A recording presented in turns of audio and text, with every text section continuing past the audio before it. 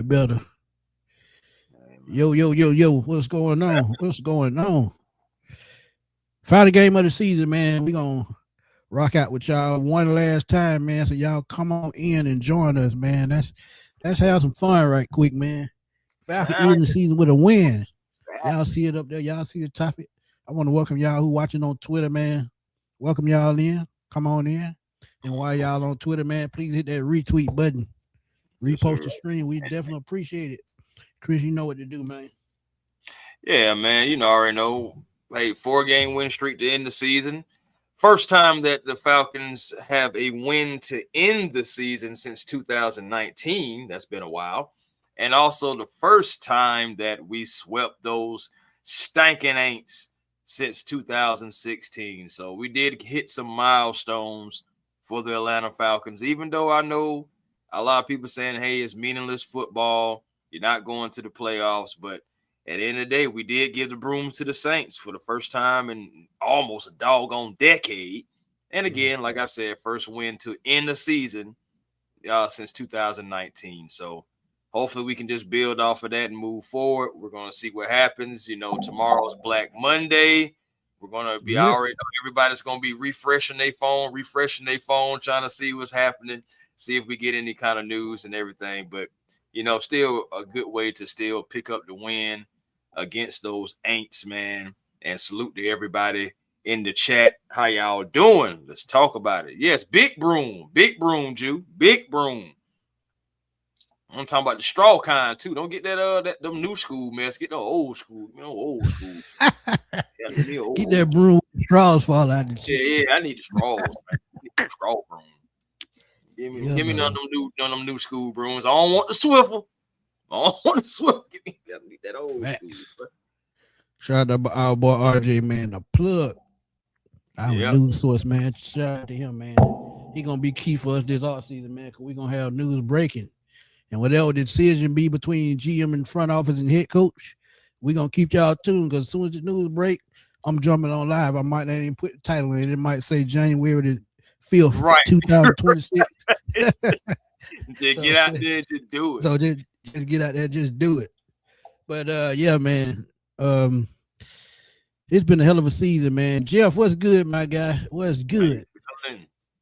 Man, look, this been a crazy season, man. We were one game away from being the playoff team. We lost 2 bad games to the Dolphins and the Jets.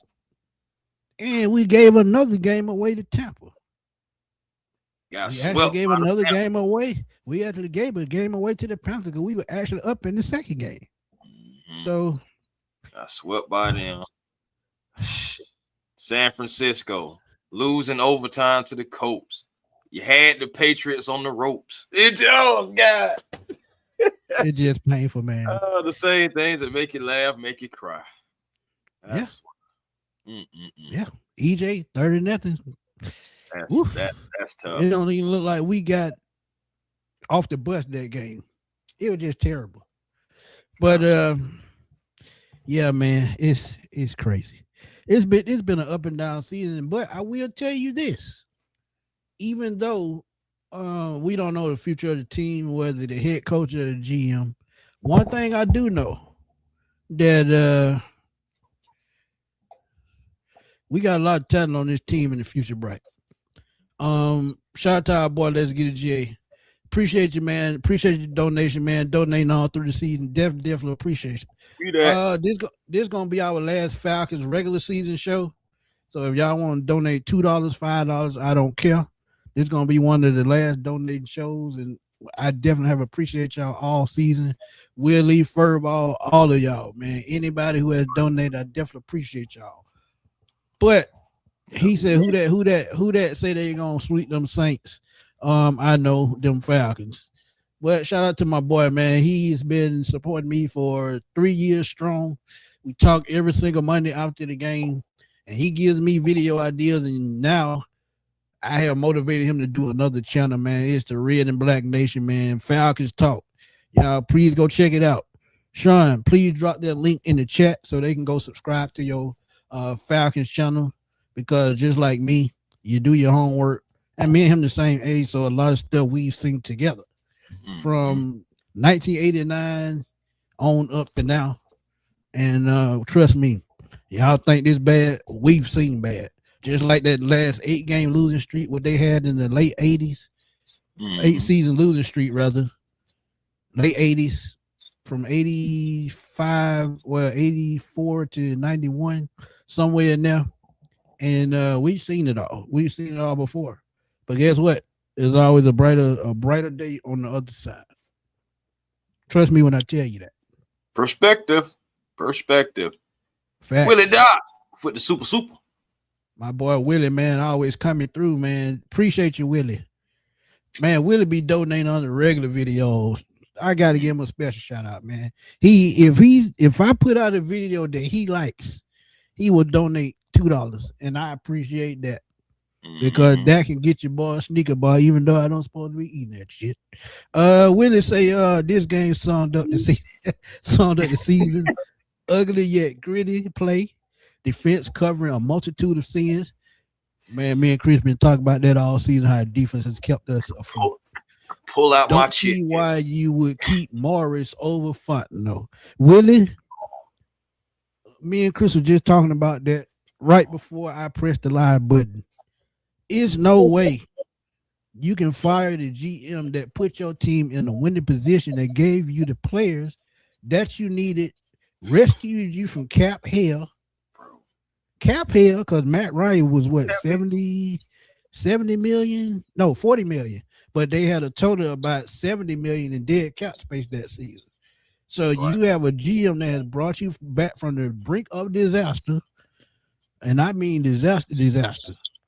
From 80 Julio and Matt and Deion Jones coming back to right now, then Kirk Cousins is a move that I don't think that he actually approved, but at the end of the day, it's all about what the coach wanted, what the owner wanted, but we're going to talk about that at another time. But Willie, you absolutely 200% correct. DeAndre. Keith Terry. Definitely agree with that. Definitely agree with that. Solomon, appreciate you, my guy. Drop a question, man. If you got a question, go and drop it. I put it up there, man. Ugly game, but who cares? F the Saints. That's all I'm saying, Hugh. And shout out to you, man. You out there in Arizona, man, doing your thing. Yeah, man. I know you was at the Arizona and Falcon game, man. So shout out to you, man. It's been a crazy season, y'all. And I don't know, but I don't want to hog the time. I did talk to now I'm about to say I did talk to Terry though, man. Told Terry, I just felt like I had to speak for Falcon fans. So I told Terry Fontenot, we appreciate what you do here, Terry. We appreciate, the draft picks. We got 4 starters, and we would like to still have you here in Atlanta to see what you can do going forward. And he appreciated that, appreciate the support, the love. Loves Atlanta, loves the Falcon fans, just understands that, we need to start winning. Yeah, that's point blank period. Yeah. And if y'all don't know, Chris was working with CBS today, and Fox today. Mm-hmm. And he got chill with Stink, and that's Mark Slater, if y'all don't know. So he got to talk to a lot of the players and the GM after the game. So shout out to him, man, because one thing about it, man, Chris be out there working when he working. So shout out to him, man. Shout out to trying to rub elbows, man. Never know where this thing can go, So facts.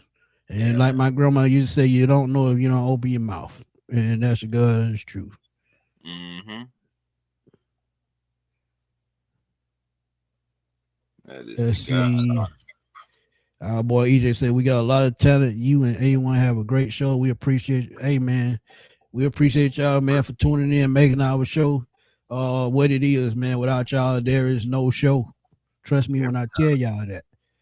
My boy Jeff say, wish list for next season. Head coach, quarterback, nose tackle, corner, and wide receiver. Then we will win. But you name the most important thing at the first one. Got to wait to see what they're going to do with the head coach, man, because I think a lot of it's going to have to do, and we talked about Terry Fontenot as well. I think it depends on what they want to do with the GM position. Yeah, they say Raw is safe, but what if they hire a GM that comes up with an idea that they just can't turn down because they're going to stick their hand in the pot? what if that new GM said, man, look, I got a guy that I think can come in and do work wonders with this offense and keep this defense together. And I think I can work with Mike Penny when he comes back, whenever that is. And in the meantime, we can bring in a quarterback that can be a bridge till he comes back. And I think I can work wonders with that. We already have Bijan. We already have Drake. The jury's still out on Kyle Pitts, and that's going to be one of our shows in the upcoming in the near future as we talk about, guys that should stay or go. So y'all stay tuned for that. But it's just going to be wild to see how they pursue the draft, how they pursue free agency, because I think the draft, this is one of those drafts we talk about a lot of star college players. This is not that draft. This is one of them drafts where you're going to have a lot of depth pieces. And what I mean by that, you're going to have guys that come in that could start, but they're going to be better rotational guys until you find those guys through the draft that can come in and start right away. And sometimes you just have those type drafts. Actually, we had that kind of draft about 2 or 3 years ago when we drafted Troy Anderson and Arnold Ebiketie. So it just happens sometimes. So, I mean, it happens. No, seriously, it does. You want to know something crazy that happened today? There's a few things that actually happened. Let me walk y'all down this game just a little bit. The fact that we won a game to where we lost just about every statistical category today, that right there is crazy. That just lets you know how bad the Aints really are, too, by the way. But they won everything. Right. Time of possession. Even, so they lost the turnover battle, of course. They had a fumble loss interception that almost was ran back. Shout out to D. Alford. And yes, like you had all these things, but the Falcons statistically, this is one of those games you lose. But the Falcons have lost a game like this too, to where they have all the statistical stats and they still found a way to lose. So luckily the ball bounced for the Falcons in the right way. But also, Smitty, remember what we talked about in the doggone preview? How come Bijan Robinson only got 15 carries, but only 33 yards? I only averaged 2 blocking yards per carry. So my point is, piss poor blocking and play calling. Same thing we've been talking about. So my point is, he didn't even get the 55 yards. The 45 yards that was. No, 55. Yeah, the 55 yards that was necessary to get over 1,500 yards this year. Yeah, and that's incentives probably. That's what we talked about that for a week straight. Incentives, and that's probably one incentive. You get 1,500 yards, you get such and such incentive bonus. And a lot of players that I've been watching around the league all week, a lot of them had bonuses tied into this game. I think it was Juwan Jennings, if I'm not mistaken. He gets such and such yards. He gets an extra 250 plus. If he gets excess amount of receiving yards, he gets 500,000 more. So he has $750,000 tied up into one game. And believe me, I don't even think he reached it. So Juwan Jennings had 3 catches for 61 yards. He had 5 targets, but he had 3 catches for 61 yards. See what I mean? My friends, thank you for the donation. Truly appreciate it. Chris, DeAndre said, make sure you always tell the Falcons to subscribe. Oh yeah. Could they be on? So we got one wish list right here that says by my boy Solomon. This is what he wants to see. Wide receiver, cornerback, right tackle, left tackle. So basically offensive line, but Solomon, I'm gonna take it a stretch further. I think you got to go out and get a solidified veteran center this offseason. Because it's no knock to Ryan Nuzil. Ryan Nuzil to me is better as a backup. And he's a spot filling guy. But just like you remember, we went out and made a move for Alex Matt trading from Cleveland. You got to go make that type move to solidify this offensive line because you have Bijan Robinson point blank period. And Tyler Linderbaum, if he doesn't re-sign with the Ravens, that would be a guy. And I heard Birdo and Kev talk about Tyler Linderbaum a couple of weeks ago. And that was an excellent idea because you think about the impact that Alex Mack made. his very first season with the Falcons, we ended up going to the Super Bowl. And he was the anchor of that offensive line. He was for about 5 years. He So commanded. you go find that anchor on the offensive line. I think you change the dynamic of this team, you change the dynamic of the run game, you control the clock, all that good stuff. Because one thing about a center, if he's the anchor and he knows what he's doing, the offense is pretty much going to, run like clockwork. And it usually works like that. And we had one of the best offensive line coaches, even though our offensive line did not seem like it was performing this year. Dwayne Lefford is still that guy. Nah, it was. He's still that guy. I think they had a better second half overall than they did first half. Even though I know that we lost Michael Penix in the second half, I'm just thinking about the total body of work. I feel like they did a little bit better in the second half, but what's happening to family and everything. But at the same time, you look at it, that offensive line is important. I think Jake is coming back. Jake still looks like he has some spring in his step, and I was just, kind of like watching how he's moving, even after the game, and and then even when he came back out for a moment with his family and everything like that, Jake still looks like he's moving well. So I don't think he actually wants to slow down just right now, but we do have to eventually start addressing the need, because look, we didn't do that with Matt Ryan in his career. Going to get an actual quality quarterback that, to be behind him and learn behind him. You don't want to wait too long on Jake Matthews and not have somebody in place, even though it could still be Matthew Bergeron. Keep that open in mind too. Even though I want to keep him where he is at left guard, he still could slide over to left tackle depending on what left guard is available. Think about that. Again, they could bring in the right tackle next year, even though McGarry is still going to be here. That's true. He can be groomed up under McGarry and still slide to the left side once Jake Matthews is gone. So, and then you got to remember, Caleb McGarry was a little bit older when he got drafted. So he's already about 31, 32. So, look, I mean, you're looking at both of those positions. Yeah. Spoke to Caleb too. I'm saying he's ready to get after it. Yeah. Dan said, I hope Marge is fired, but not opposed to Font staying. And that's all we saying. That's all we saying, Dan. That's all we saying, man. You got to stick with something that works, man. And when you get something in place that works, I mean, look, you got to keep it. And Tremel, what's up, my guy? He said, I'm trying to keep Terry like OG Bobby Johnson kept Loco in South Central. Right. If y'all don't know that South Central reference, please go check out that movie, 1992. I was 13 years old when I saw that movie, so I grew up in the hood, so I saw things like that firsthand. That boy Loco gone, boy. Boy, gone. Mm-hmm. Let's see. Thank you for the donation, Rank. Runk. I'm sorry, Runk.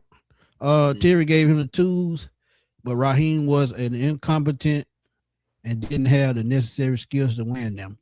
And then that's all we've been saying all season, man. When somebody give you your groceries, you at least got to know how to cook the meal. And don't get me wrong, in certain spots, and even last year, they struggled to start the season off, but they picked it up. So they're going to play for Raheem Morris no matter what, because it's their job. That's what they get paid to do. But the problem that I have with Raheem Morris is adjustments. When you can't adjust during the game, and I saw it today, the Lions were beating the brakes off the Bears 16-0. And guess what? Ben Johnson did not bend. He did not fold. They fought all the way to the end. They did lose by a field goal. But had they not got off to that slow start offensively, they probably run Detroit out the building. But see, sometimes games like that going to happen. So, again, like I've been telling y'all, the reason why I feel like the Falcons did not succeed this year is because of Zach Robinson. It goes deeper than his play calling. It goes deeper than his scheme. It goes deeper than. But what did I say? I'm going to just put it like this, Chris.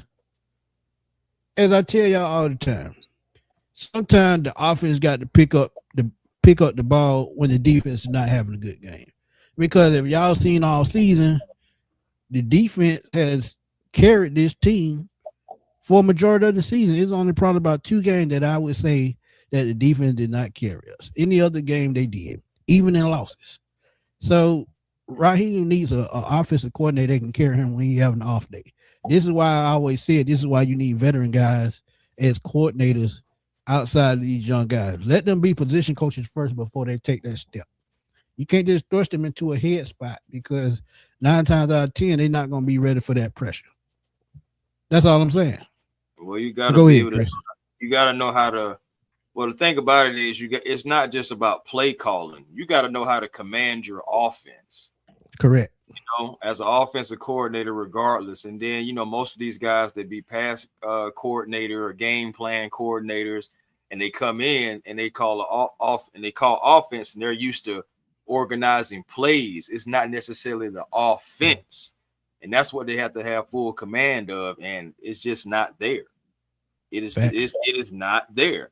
But what did I say? And after week 1, when we lost to the Bucs, and we were talking about what's going on, of course, we talk about Young Way Cool. That's obvious. We're talking about that. But even within, I said, Smitty, in week 1, the magnifying glass is going to be on Zach Robinson the entire season because now Jimmy Lake is out the way. Yep. And now we're at the end of the season, and don't nobody like anything that Zach Robinson has put on the plate and put on the table for us. We have players cussing out coaches on the sideline. TJ Yates, Zach Robinson, both of them, Drake London giving them the business. I'm just saying, like, we have that. You've seen Kirk Cousins cussing these players out. You just seen all these different things. Like, that has to be taken into consideration. It just does. You know what I mean? Yeah, that's true. My friend said we're always looking to next season. I want a season where we trust our coaches lead us to win the season. Not only the player deserve it, but we as fans deserve it as well.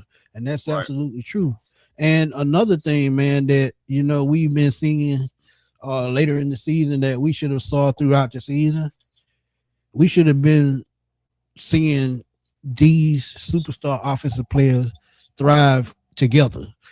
We had to wait until week 12 to see Kyle Pitts finally get to where he's implementing the offense like he should be. We had to wait damn near the whole season for him to even get anywhere near 800 yards receiving. And we know he's a talent that he could have 1,000-yard season anytime he wants. He should be able to have a double-digit touchdown season whenever he needs that. Because if you look at this offseason is going to be so critical for this team because we're speaking on this offense as we look at Bijan. We and my boy, let's get it. He say it all the time. You say it all the time. Bijan could just not be the whole offense. You have to scheme for strengths and weaknesses each game.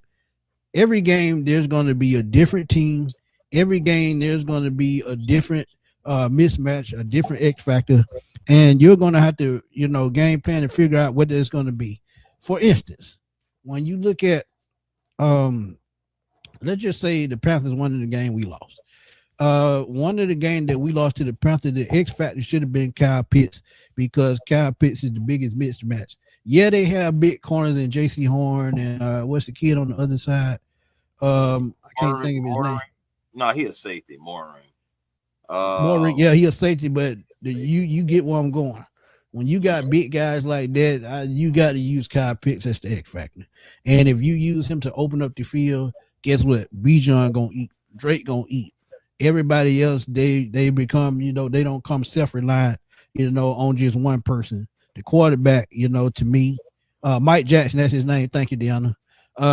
But when you think about it, when you get a game plan for any team, any given Sunday, and you have the biggest mismatch and advantage on the field, that's just something you got to take advantage of. And this is why we sitting here talking about an 8-9 record. So I just think going into this offseason, man, you got to just seriously think about what you want to do with Kyle Pitts. If you feel like you can game plan with him, bring him back and make him a focal point of this offense, you got to bring him back. You got to re-sign him. And this is why we keep having this Drake London, Kyle Pitts debate, is because this offseason, that's what I was just about to go into. But Can't this be is with why that. also you got to think about replacing Zach Robinson. As they said in the article that I put out the other day on the video, I think it was Jeremy Fowler said he's got to make changes. If Raheem Morris is going to stay, Zach Robinson has to go. It's just that simple. It's just that simple. And Marquise Williams. And Marquise Williams as well, and he got fired before, so why would you bring him back? And Yeah, keep Algier as well. That's another topic that we got to talk about. yeah. It's so crazy. The entire Algier family was at the game today. Absolutely. Shout out to Uncle Lou. Might as well say, yeah, shout out to Uncle Lou, man, for real. I reached out, spoke to him this past weekend as well, and family just want to see what's going to happen, moving forward. But they want to see Tyler, and unfortunately, they only got 7 carries for 16 yards out of Tyler. But of course, it's all ultimately still about seeing your family member in their uniform, the uniform they were drafted by, and everything. And it was a lot of families there today, like, again, including Kirk Cousins. And he said himself today that, it's up in the air about him returning. He would love to come back and play for the Falcons. He would love, to be the starter, et cetera, et cetera. But, I did see Kirk Cousins and his family today. And they were taking a bunch of pictures and everything together. And I did see some tears being shed. So this is up in the air about a lot of different subjects. And the crazy thing is not just 1, 2, or 3 subjects we have. If you think about it, Falcon fans, we have a list of things that we have to talk about, think about, and make decisions on, like, legit. And moving forward, you just want to try to see if you can navigate and make the best decisions. But some of these players are not going to be here. We got to still see what's going to happen with the coaching staff. Some players are saying, again, I'm not going to do like that and give names, but some players are saying that, coach job is not safe. Some guys are saying, hey, there are certain coaches they want to play for. So it's a lot going on, guys, with our team right now and some of our players. And again, yeah, sometimes the coaches do put you in the best situation, and sometimes the players just don't execute for whatever reason, talent or miscommunication, whatever. But ultimately, the coaching really has let down this Falcons team. And, it's not just the players. Yes, some players have made some bad decisions and have cost us some games and everything, but so has the coaching. And at the end of the day, the message has got to be there. And you think about it too, we are a team that is still technically learning how to win. How many seasons has it been since we had a winning season? So technically so that's what I'm saying. So technically, think about it. Everybody on our squad is learning how to win. Coming from the collegiate level to the NFL level, we ain't won nothing. So everybody is learning how to win. Even though we have veterans on the team who have winning characters and all the stuff like that, we're not winning the ultimate battle. And that's winning, it's in the season, winning the division, what is outrunning the South. We still haven't done that yet. So we ain't outrunning nobody. We still behind. Still behind. Pandemic, what's up, my guy? Y'all go check out another Falcon Pandemic on YouTube, man. Thank you for the donation, my brother. He said, great Falcons win today, but Zach will still be zacking. His situational play calling is being covered up by skilled set of players. And that's all we've been saying all year. When you got skilled players that can make plays, a matter of fact, perfect example. Last week, Bijan, 229 yards from scrimmage. How many pass yards did Kirk Cousins have? How many receptions did Drake London have? How many receiving yards did Kyle Pitts have? See, when you got one player making plays, it covers up the deficiency for everybody else. And this is why we keep saying, make up a complete game plan instead of game plan with just one person in mind. We know Bijan was the number 8 pick. We know he was a first-round pick. But if you put too much pressure on him, guess what? That's when injuries start to occur. That's because when you see one player just trying to take all the glory, it's not his fault. But this is why Kyle Pitts shuts down doing routes. This is why Drake, like Chris said, this is why Drake London on the sideline cussing out the offensive coordinator.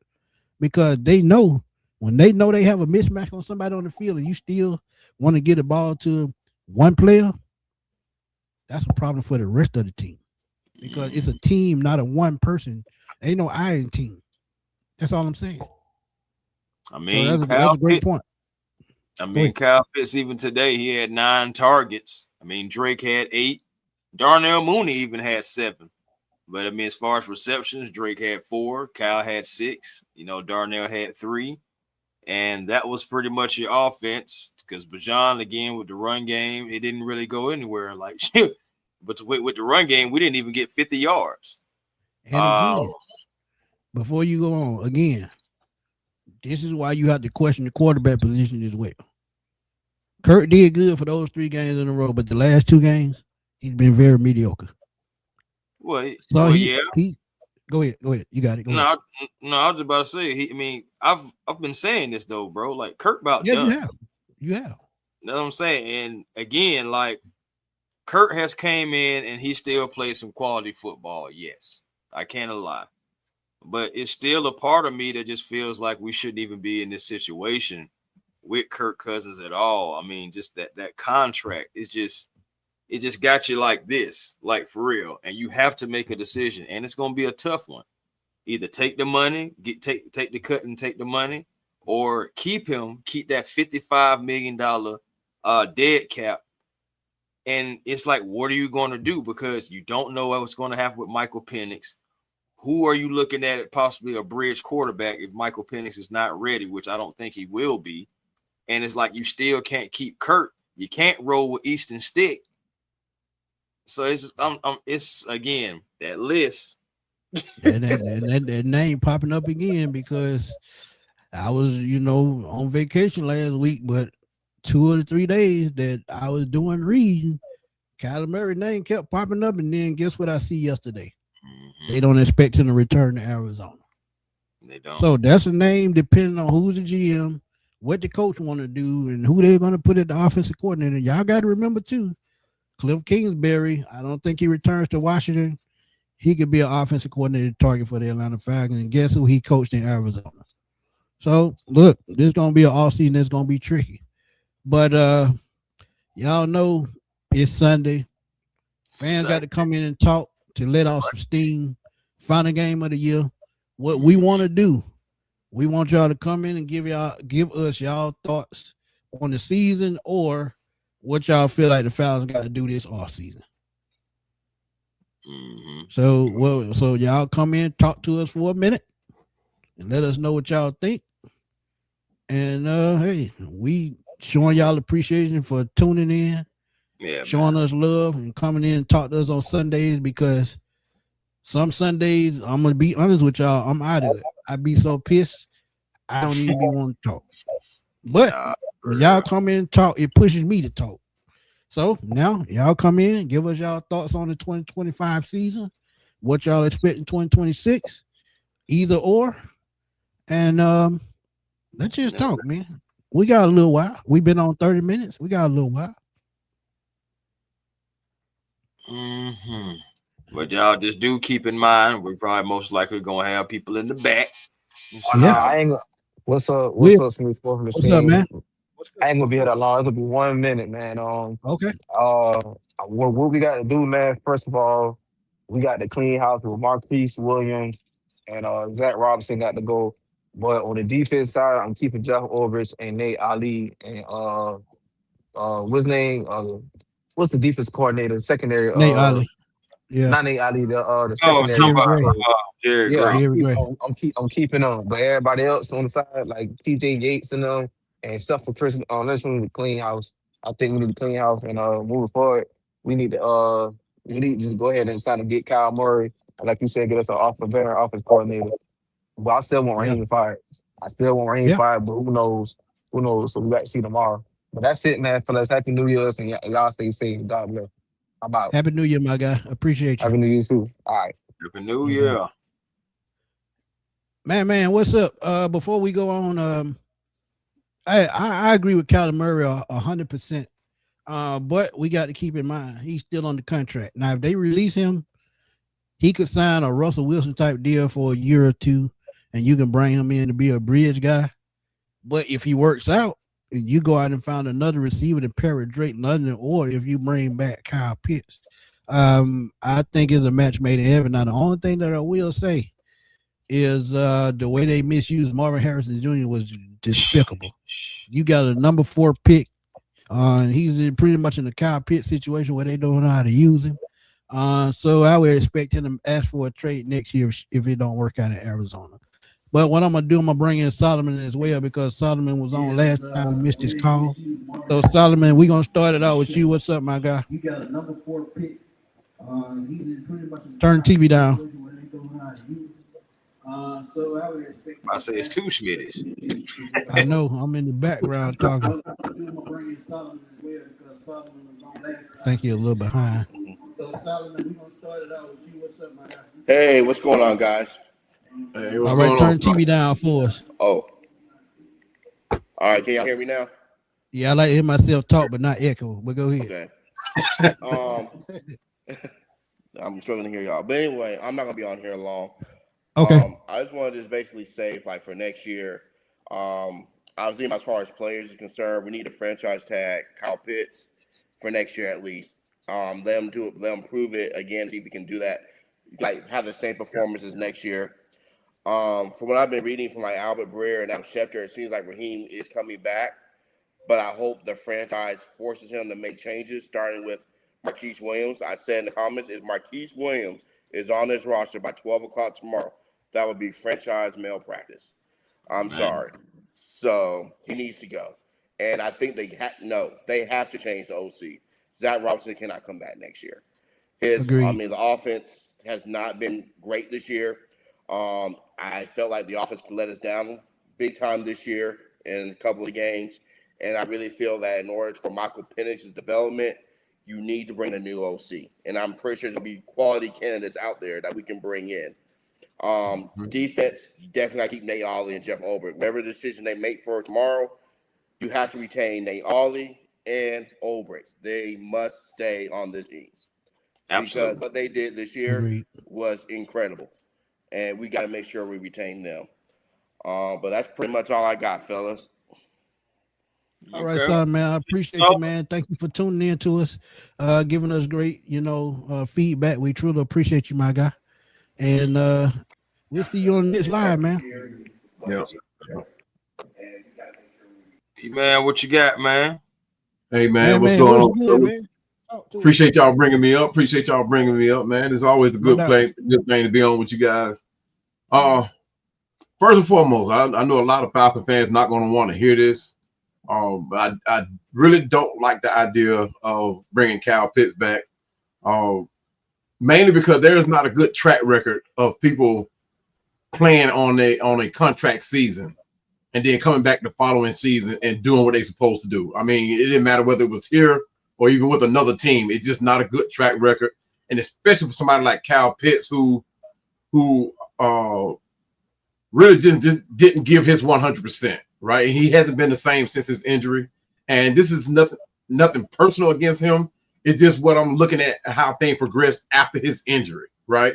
Yeah. And he's not that same person. The way they had to, and you guys saw it in the OTAs, they had to work on him on his running and his taking off from the line, right? That means they had to change his stride, And when you go that far into a receiver skill set, there's something different, right? He's not that 4.4 speed he was. He's not that dominant figure that he was when he came than he was in his rookie year. Now, could he still be a mismatch? Yes, but he will not be a mismatch under Zach Robinson. He will not be that guy. Agreed. He's a big guy, but going against smaller corners, he can still be that mismatch. But under Zach Robinson, it just won't happen. Now, the other down part is you bring Kyle Pitts back, you have to franchise him. You have no choice. Because if you keep him and sign him, I'm not going to be happy about us paying him almost $20 million, to stay and get 3 or 4. Well, man, you think about it though. If you sign him to a franchise tag, it's gonna be $15 million anyway. Well, if you sign him to a longer deal, it's probably gonna be just a little bit more than that. Yeah, and I'm not the guaranteed money. Yeah, but the guaranteed money is going to knock that money down just a little bit. So Yeah. a lot of that will be incentive based, which is a good thing. If they put a Yeah. lot of incentives in there, a lot of that money they won't even have to pay. So that would be a Yeah. good thing. But the I mean, thing about I'm it, very well. I agree with you I'm to a certain wrong. extent. Yeah. I agree with you to a certain extent that he's probably lost a step. But at 6'6", who can guard Yeah. that? Kyle Yeah. Pitts is his own worst enemy at the end of the day. Yeah. So Yeah. I agree that he won't work up under Zach Robinson, but I guarantee you, if they make a change to a guy like a Cliff Kingsbury, to a guy like a Mike McDaniel, but I think he's going to be another head coach in Cleveland. You look at Kevin Stefanski, who could be a coach as well. But if they bring in somebody that's even competent as an offensive coordinator, Kyle Pitts will flourish, because you saw it. And Arthur Smith wasn't really that guy. But you saw his game plan for Kyle Pitts, and we saw what he could do with Kyle Pitts. So that's all we need out of Kyle Pitts. If you bring him back, and I hate to still say it, I still think that makes Drake London expendable, because what Drake London can't do, Kyle Pitts can. Run after the catch, Kyle Pitts. Yeah. Catch radius, 50-50 balls. They about even 50-50 balls, but Drake London. Drake got that one. 1,000%. Yeah. Drake, one thing about it, leaping ability, Drake London. London. Agreed. Yeah. Agreed. Yeah. So but Drake London. Yeah. Now I get it, his skill set, right? But I'm just not comfortable paying him $20 million, because that's Travis Kelce money. I mean, Travis Kelce gonna make $20 million, you know, and Travis Kelce going even injured. Not paying. Go ahead. Agreed, but you look at it, every year they get a raise, so every that number takes a less of a hit. And think about it too, you haven't still paid your quarterback. Yeah, that would be the only knock. But again, you got to be smart as who you pay. The only reason that I feel like they wouldn't bring back Kyle Pitts is if Zach is still here. That's the only reason. Any other reason, if they bring in somebody else, I think you bring back that mismatch. But Miss Carey, thank you for the donation. She said, thank y'all for all that y'all do covering the Falcons. Happy 2026. Happy New Year to you as well. Let's hope it's a better year for our Falcons. Blessings to you, and blessing to you as well, Miss Carey. Thank you for the donation. Truly appreciate it. But before you go, Chris, Dirty Bird Gang 11, what's good? Come talk to us right quick. When you state your your answer, then Chris you take over.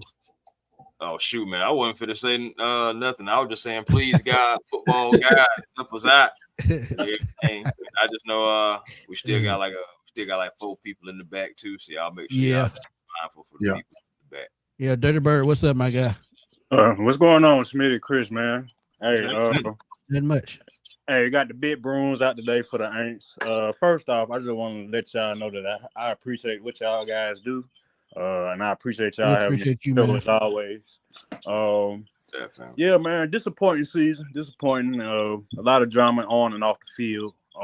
Coaches, a lot of terrible play calling, inconsistent play calling.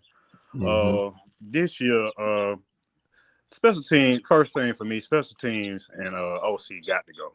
If you're gonna make any, if like y'all said, if Raheem and I've been reading, if Raheem Morris is gonna stay on as coach, I believe he is gonna be forced to make changes. You know, you can't have the same, because you bring these guys back next year, that just goes to show. That's just a big slap in the face to everybody who covers this team and everybody who watches the Falcons. Period. Agreed. Big shout out to JPJ getting that double-digit sack. Yes. I'm happy. Yes. I'm happy to finally see that. My biggest things for next year though is to definitely get that. I think Smitty, you talked about that earlier. Getting bringing back that veteran edge, because I don't know if Floyd's coming back or not. If you bring that veteran edge in there, just in case you may have to, because you ain't gonna be able to keep everybody. Just in case you have to make. Just in case Jalen Walker may have to drop back in a little bit in coverage, I think you bring that veteran edge in. We are kind of we got Dolores and Aurora and D tackle, but you still might need to bring that big nose tackle to improve on the run defense. Cornerback, second cornerback definitely. Receiver, this is a deep receiver. This is a deep wide receiver class. But I want to touch on what y'all said about Drake and Kyle. To me, you keep Drake London, and the reason why I say you keep Drake London is because not only is he a good receiver, he can block. Yeah. He's tough. You know, tough as Kyle Pitts. Yeah, if you can squeeze him in and keep him, yeah, but. Eventually tight ends got to be able to block, and also tight end to be a great tight end in this league, you need to be able to do everything, not just one thing. I know you got to go. And when I do my draft profiles, I already seen a couple of tight ends that is pretty good at both, and I got one that reminds me a little bit of Cade Otton, who can block and catch. Why not just steal him? And he's going to be a free agent all season, so he's going to be one of my free agent targets as well. So if we won't move on from Kyle Pitts, right from the book. There are rookies coming in, and there's veterans out there that can come in and do the same thing what Kyle Pitts does. And hey, guess what? It might save the Falcons money, and we might get the same production. So, Dirty Bird Gang, got anything else before you get out of here? Yeah, man. Like you said, in the main thing, you need to bring in a great offensive coordinator or any great coach game plans multiple guys. Because agreed. For example, if Bijan Robinson gets shut down, okay, I'm gonna go play action to the middle with Drake London, Kyle Pitts, or whoever. Okay, I don't took care of that Mr. Bench. Okay, let me get my running game back going. You got a game plan for multiple people to be successful, especially on offense in this league. Agreed. Yes, absolutely. Sir. All right now. Well, appreciate you, my guy, for tuning in, man, supporting us all season. We truly appreciate you, man, and thank you again, my guy. Absolutely. No problem, man. Appreciate y'all, man. No doubt. Sure. Johnny Mac 81 said, "Thank y'all for all y'all do. The only Falcon source I trust." Hey, Johnny Mac, we appreciate you, my guy. No doubt.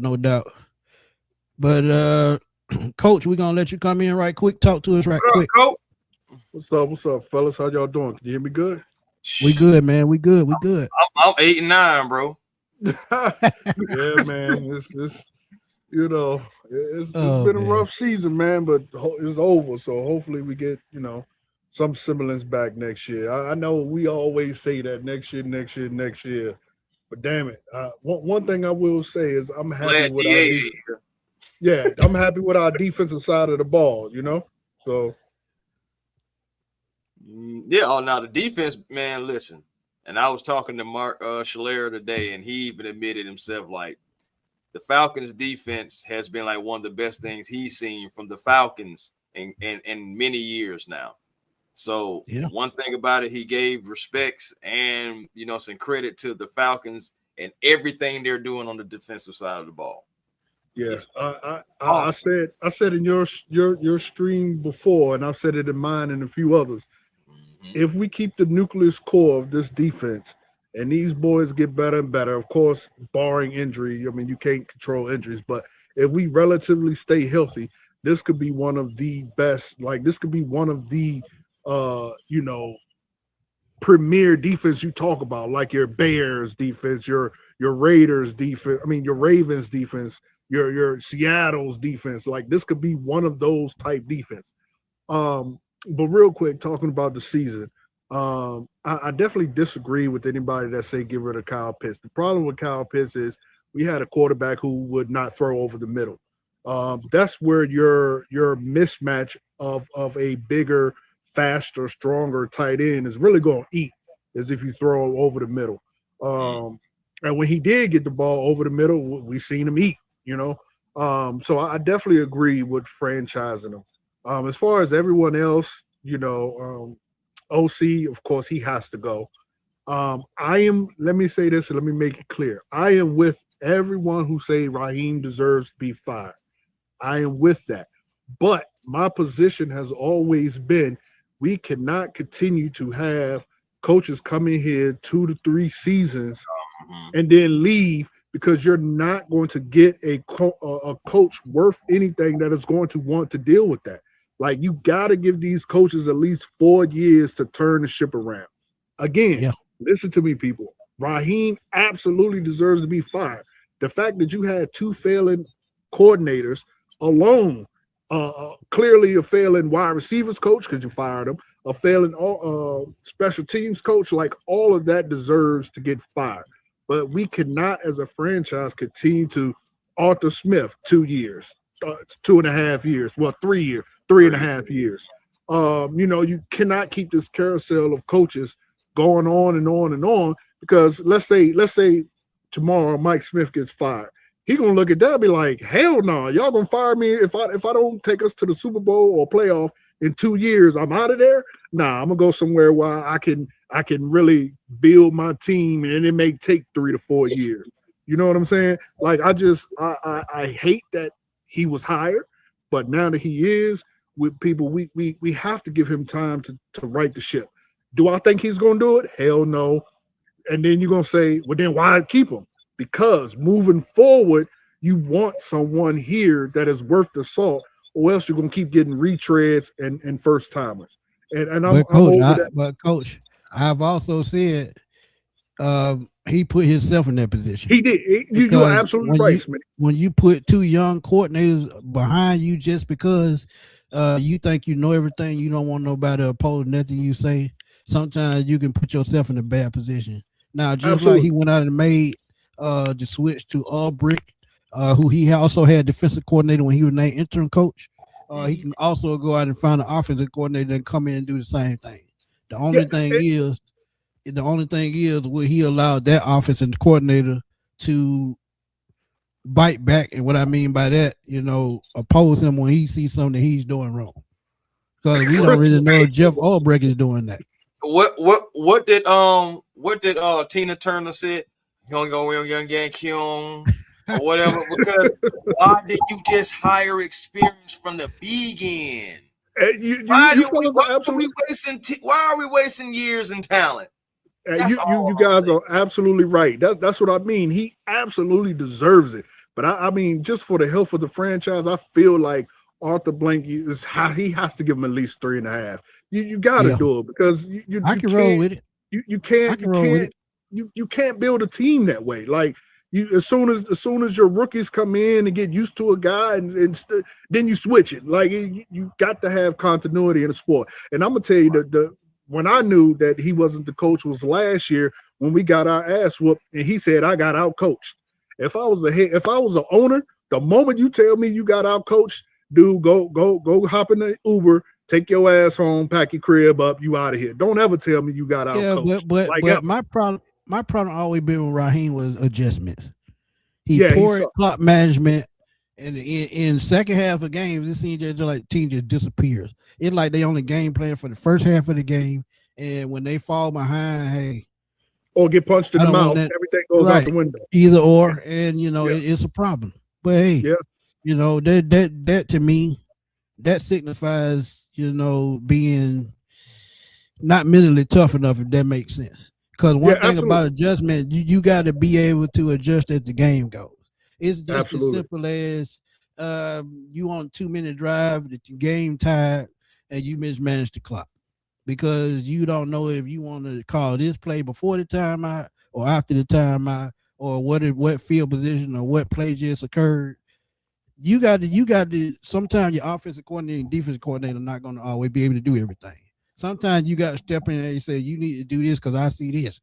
Or if the offensive coordinator says, I see this, and Raheem, you need to switch this up and do this because this might work. And see, a person with an ego like that, it's not gonna fly. Smitty, I don't want no joust. Right. And it's so hilarious to see them go in and like just like last week, Bijan was killing. And what they do, they win the halftime adjustments and they kind of slowed them down. Like that's what great teams do. My problem with Raheem is, and I seen it immediately last year, Raheem is one of those supervisor coaches. He feels like he puts his people in the right place. They run the team. He just oversees. And as far as like your clock management goes, if I'm not mistaken, they had an issue today. If I'm not mistaken, it was like 30 seconds or so in halftime. Before halftime, I think Kirk got sacked or something happened. And then next thing I know, I look up, it's 2 seconds. I'm like, well, wait, why you ain't call a damn timeout? Like, what just happened? So yeah, it's horrible. But before I go, Chris, since you plugged in, tell the Falcons the perfect way to get this ship right on board, and that's the perfect coach, and just plug me in. I've been working on it. I'm telling you, like they just, All right. they But for some reason it just like it's like I be having them going, and then Raheem will come in and just smile, and they just stop listening. Damn. He come in with the car salesman. I got you. But fellas, man, I hope y'all had a wonderful holiday and a happy new year, man. Much blessings to you and to everyone who can hear my voice. And looking forward to more content from you guys. Hey, before you go, drop your info in my DM on Twitter so we can hook up during the off season. So yes, actually, shows. we doing a end of season tier list grade, and I would love to have you both on. We're gonna go through the whole team from rooter to the tutor. Every single player on the team, we're gonna give a grade to. So I think that should be an interesting, fun, little thing for all the Falcon fans out there. But I will do that, and you guys have a wonderful night, man. No doubt. Appreciate you, Coach. I say Coach got something chefing up over there, man. We want to tune into that. What if JP? JP. Yeah, the problem child is here, man. The problem child here. Shoot, we already had the problem child. He's been never mind. I ain't gonna go there. Go ahead, JP. Hey man, got some real controversial takes, man. Hey man, go ahead, throw it out there. Hey, I'm all for it. You know me. Listen, man, I've been a Falcon fan, man. I'm 35, man, so I've been a Falcon fan my whole life. Man. All 35 I'm years. farther ahead than you by a good 10 years, bro. Since 89, bro. Since 89. Throw it. Hear me out, bro. Okay. Raheem gonna stay. When the last time we won 4 games in a row? When the last time we won 4 games in a row, Smitty? I'm just asking. Dan Quinn. Quinn, yeah. So Raheem earned himself another year. And if we was on him for the bad, we got to be on him for the good too. We can't just be that fan base that just doesn't see the light from the tunnel because we were mad about losing to Miami, because we were mad about losing to Carolina 30-0. We gotta let that go. Agreed. Four straight is 4 straight. Agreed. I don't care when it is. 4 straight is 4 straight. So honestly, I'm gonna be real with you. Right. I know he earned himself another year. He did. I don't want him to, Smitty. I don't. I mean, I'm just like everybody else, but I got to be real. He earned himself that shit.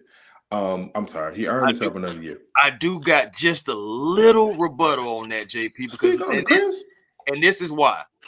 In the last 2 seasons, right? You have a 4-game losing streak, and this year a 5-game and a 4-game. So yes, you did win those 4 games, but you still gave me 5 straight L's too. So, and you lost 2 games that you should have won that were key games at the end of the season. Why didn't you get fired after the Jets game? Why didn't you get fired after Miami? We know our owner not that type of owner. Okay, so if you didn't get fired after those games, so we can use process of we can use our observing skills and say that like, hey, okay, so he's on the hot seat. He's not necessarily there yet. From the Jets game, he didn't do anything else to lose a job. To be honest, he won all the games. So I'm preparing us, all of us. We all Falcon fans. I'm preparing us. We all want Raheem to go. He gonna be here, bro. I'm just letting everybody know. I'm gonna be honest with you, JP. I would rather for Zach to go than Raheem. Yeah, I see it. I see it. Raheem. I don't see him coming back, but at the same time, who you gonna replace him with out there? That's the only reason to me why he's staying. To be honest, who you gonna replace him with? Zach gone. Okay, quick question. Another question. Okay, Kyle Pitts or Bates? Kyle Pitts or Bates the third? Who you keeping? Kyle Pitts or Bates the Who's third? Who a more important player for us now? Kyle Pitts or Bates the third? Who's an easier player to replace? Oh, easier player to replace? Kyle Pitts. Kyle Pitts, so Kyle Pitts won't be here next year. I'm just gonna keep it real with you, everybody. And like I said, I got tight ends on my off-season list that can come in and do the same thing. Thank you for being honest and thank you for being real, bro. We got love for Kyle Pitts, but 2 seasons out of 5 ain't cutting it, big dog. I ain't gonna lie to you. You know, and the motor is low and Bates. Come on, man. Come on. It's not even a question, to be honest. I mean, lastly, Xavier's learning from him. He even said it himself. I'm so blessed to have such a great person and teammate to learn from, like Jesse Bates, and that's who I model my game with. And I said, yes. And when he was in the draft room and teams were interviewing him in the draft process, they asked him, "Who do you model your game after?" He told them Jesse Bates, and ended up being his teammate. So last thing, Chris, he probably had a Smitty, good interview with the Falcons. Last thing, Chris and Smitty, and I'm out the door. Okay. I got a big question. If you don't keep Kurt, what? Yeah, that's one for the beginning of the season. You have to keep Kurt. You got to. It depends. It depends on the offensive coordinator. It depends on the offensive coordinator. It depends on the offensive coordinator. And if you don't sign Kyle Pitts, you don't tag him, or you don't re-sign him, you definitely got to think about Kyler. And then don't get me wrong, Kyler can sometimes be a problem, but you got to have a veteran quarterback at this point. You can't go young no more, especially when you got a young guy coming back. So you got to go veteran. Smitty, when they say Penny's coming back? They have it. December, January. They say 9 to 12 months, but I'm saying entire 2026 season, and that's just my opinion. Because even though he's back, at the facility trying to start rehabbing, I just still think, setbacks could happen. And I just think if you get a veteran in here and he's having a decent season, you can't disrupt that. You can't. Hey, God bless y'all boys, man. We appreciate you, man. Smitty, Chris, man. Y'all boy been holding it down for a long time, bro. We appreciate you, big dog. Hey, no doubt. Appreciate you, JP. Well, appreciate y'all. Tony, tell us something, man. Let me get these super chats out the way. I was feeling behind a little bit. Okay. Zulu Shaka, what's up, my guy? He said the Falcons may have. What's up, brother? It's a little bit of a delay, man. So y'all bear with me, man. It's a little bit of delay in the feed, but okay. But shout out to y'all boys, man. Give me a second, Tony. But yeah, Shaka, appreciate you, my guy. Thank you for the donation. I got 2 more. Yeah, y'all put out good content, man, and I've been following y'all all year. I always tap in with y'all boys, man. So I appreciate it. Facts. Appreciate you. Meat, what's good, my guy? I will keep up the great work, man. I'm trying to, get better every off season. My boy Furball said, look, man, as far as Kyle Pitts, we want to keep him, man, tag him. And offensive coordinator wise, Mike McDaniel, if he's available, I grab him. Other than that, man, I don't think you replace Raheem with nobody else, man. All these retreads, always trying to replace these coaches, man. It ain't working. You got to have some consistency, man, in the team going forward, man, to build correctly. Because really think about it, who you going to replace him with. So I agree with the other callers, man. You want to bring Raheem back. Hey, that's right. The thing about it is you got to think about structure. You do have to think about it. It's something that we don't want to think about because things have been so bad so far. And these 2 years feel like longer than 2 years. But at the same time, you can't keep firing coaches. You can't keep rehiring things. Now, if the perfect situation becomes available, just so happen for you in the offseason, like, like one of the best coaches just becomes available and you have an opening, then, sometimes things can work out like that. But you don't really know what the coaching cycle is going to be this offseason. All the guys that, that you interviewed are in the playoffs, including Joe Brady, who's not a head coach, but he's still a coordinator. So it's like at the end of the day, that would still be another first-year head coach. And it's like right now, I don't know if the Falcons are interested in doing that anymore because the last 2 first-year head coaches they've had, both of them, one of them is out the door and fans want the other one out the door. So it's like something's got to give. Unfortunately, something's got to give. And it maybe have to be the fan base. Now, we don't want to hear that. We get to the point, man, where you just want the fan base just want a chunk of meat, man. They want a chunk of flesh. They want a chunk of flesh, man. They just want to fire somebody, man. They ain't think about they pound the flesh. They don't think about what it takes to hire a new coach. Yeah, that's a good point. Good point. And think about it too, man. Yeah, man. They get to the point where they just want to just fire somebody. They don't think about what it takes to hire a coach and build this foundation, man. Right. So, Yeah, and think about it too, man. When you fire a coach, you got to think about coming in, bringing in a whole new staff. You got to think about starting over probably a GM as well, because this is where it starts at. And there have been rumors about, Raheem Morris getting fired, and we're probably going to do a quick live on that tomorrow. And if you change out Terry Fontenot, is going to be a whole crapshoot. So when you change him out, then you possibly talking about you're gonna keep Raheem with a new GM. That's gonna be a whole problem in itself. Because then you talk about what you're gonna do at the quarterback position. I just talked about Kyle. To me, that kind of ensures that Kyle is gonna be on their radar.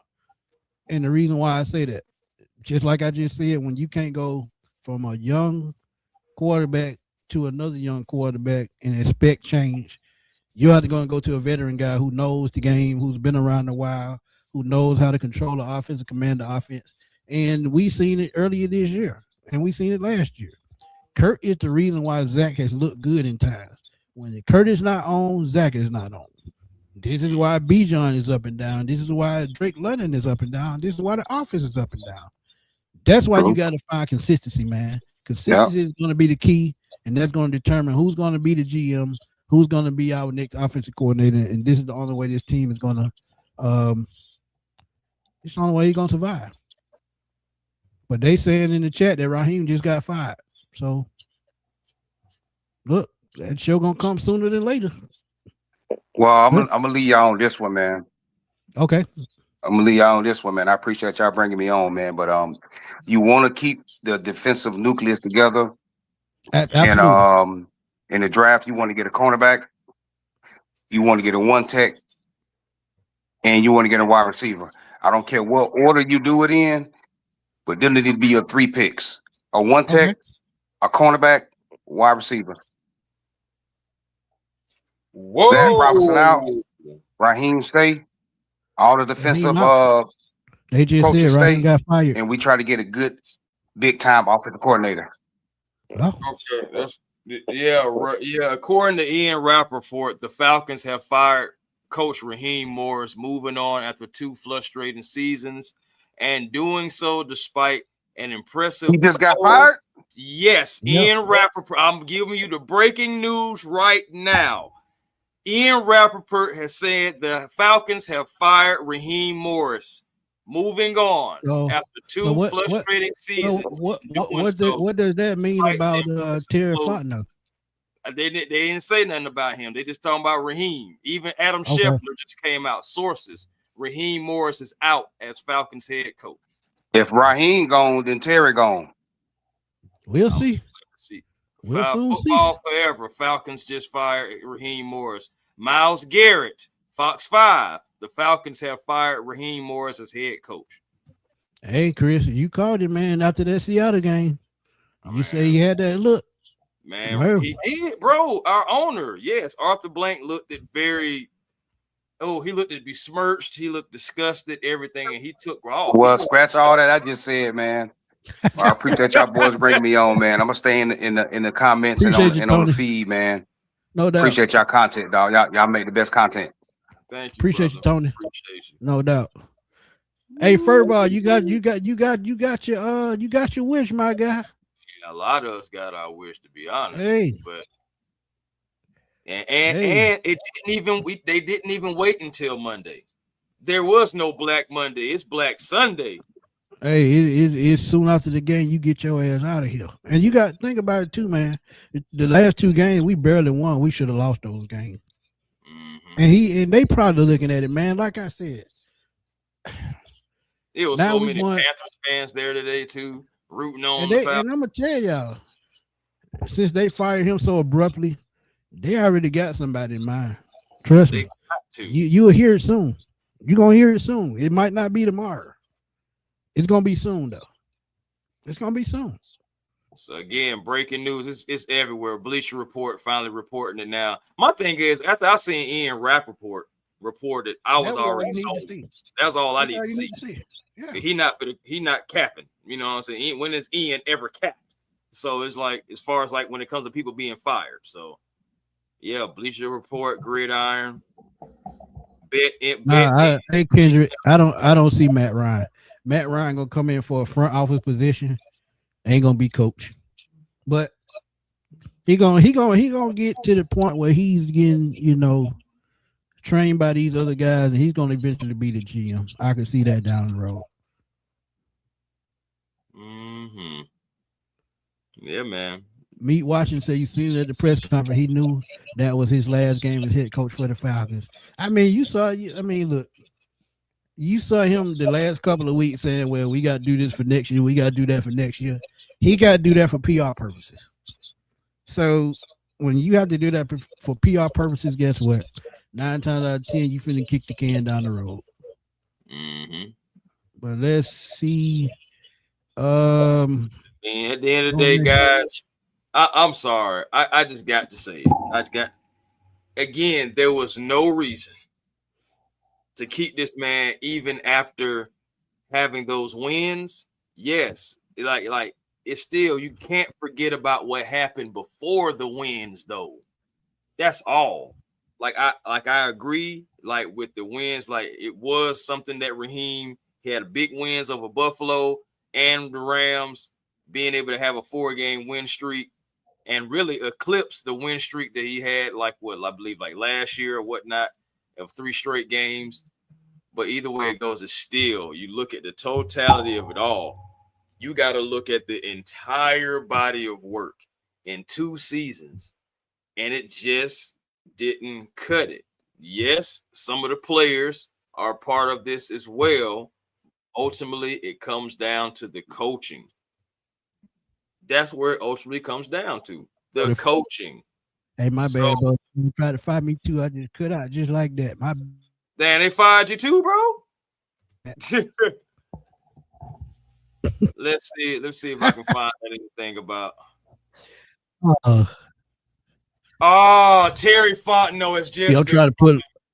Terry Fontenot has just been fired. The Atlanta Falcons are firing GM Terry Fontenot, triggering they got changes after they got a plan in place. They got a plan in place. Trust me. And y'all got to know, man.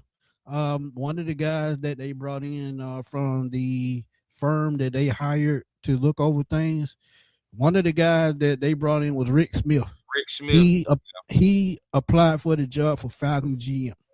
So since he's already here, if his name pops up as a new Falcon GM, just don't be surprised. But they got a plan in place. They got a plan in place, y'all. Trust me. And you could, but could you really blame them though? And I keep telling y'all, I understand because I'm with y'all. Terry has did a damn good job. Well, but at the same time, like Chris said, 5 straight losing seasons, and what GM can defend that? No one will keep you. Okay, I don't care. There is no Fortune 500 company, no major company that's ready to do good business that after 5 years of you being there, they don't see an improvement. It's just like, I'm not even thinking about for what I want. I'm thinking about it from a logical business standpoint. If somebody is with my company and we do not eclipse the threshold of a certain goal at a certain time, correct. I ain't gonna lie. Correct. I'm just thinking about it. If it was my company, I'm trying to win too. So I can't allow you to continue to come here and just kind of like tread me along and push me along. At the end of the day, it's not personal, it's business. I do not like the fact that Terry Fontenot has been fired. I repeat, I do not like the fact that Terry Fontenot has been fired. But at the end of the day, it's a business. Absolutely correct. Hey. Oh boy. Man, that's a way to end the damn show. Ain't that something? Y'all got to know that I'm finna drop another video right after I get off the air. But Georgia Clay Dre, thank you for the donation, my brother. He said sorry to say, but we are about to lose Albrecht. Damn, Terry shouldn't have been fired. And that is the big thing. Albrecht probably only wants to coach up under Raheem Morris. And as I told y'all, I'm telling just you. set a franchise record for sacks. Bro, listen. I know how to keep Albrecht here. And how you do that? You gotta hire Robert Saleh. Yep, they work together in New York. Damn good point. You got to hire Damn good point. Robert Saleh as your head coach. Yep. Hear me out. How you think? Hear me out. I'm just saying. They got a relationship. It's true. Ian Rappaport, it's true. Yeah. Fontenot's gone and Raheem. But again, where did you hear it? Right here with the pop-up boys, Smitty and Chris. You know what I'm saying? Man. Because we did it on a pop-up show. We did it on a pop-up show, and we talked about it the first time. It's crazy. We've been talking about it the whole show, and then boom. If you get rid of one, you might as well get rid of the other. Yeah. And the thing that pisses me off the most, off the blank hire both of these last two coaches. But Raheem got to take the fall for it, even though they lied and said that he was a part of the Arthur Smith hire, which I don't agree with, and I think it's still a lie. I don't even think he's part of the Raheem hire, even though they say he was. They probably told him, we bring him in, y'all work together, you deal with it.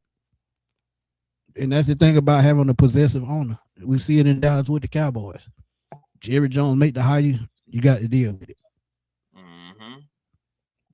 That's what I'm saying, bro. Like, I'm not surprised about this at all. I'm really kind of like numb to it all because, bro, like we've talked about it. Like everything that is happening right now, we've discussed it. Yeah. So I'm not surprised at all. I hate it for Terry. Like, I really do. Yeah. What's up, man? What's up, fam? ATLGA, man. Y'all go check out ATLGA Faithful on YouTube, man. Help my boy get to them 1,000 views, man. Help him get there, man. He doing his thing, so y'all please go check him out. But yeah, man, me and Chris been on top of this for I know about a good 6 weeks because we just knew. And y'all see me in I think it was who was Jason Lockenforer about 3 weeks ago, and he was getting reports out there that Raheem was good as gone. And look, he was right. I mean, he had the right sources. And even though we know he, sometimes falters with his sources, but this time he was absolutely point on. He's good as gone. A long time too, Jason Lockenforer. Yeah, but so, yeah, I mean, woo boy, Jeff. I ain't gonna lie, this it's like it's a breath of fresh air, but it's bittersweet at the same time because on one side of it, yes, you're getting rid of Raheem Morris. Yes, you're ripping the Band-Aid off sooner rather than later. But you also losing your GM. You're also having to start all over again with a head coach and everything like that. And again, the only reason why I bring up Robert Saleh, again, they have that connection. Again, him and Jeff Obert work together with the Jets, who are definitely a worse franchise than the Falcons, worse talent than the Falcons. Let's put that out there too. So maybe with better talent, and if you guys want to keep the defense intact, because hopefully Jeff will stay regardless, but you never know who's coming in, and they may be like, Robert Saleh is a defensive mind. Think about the only downfall to it is Saleh is a defensive mind. That's the problem. If you're thinking about it, we got a young quarterback. We got a possible bridge guy coming in. This is why offensive mind makes sense as a head coach.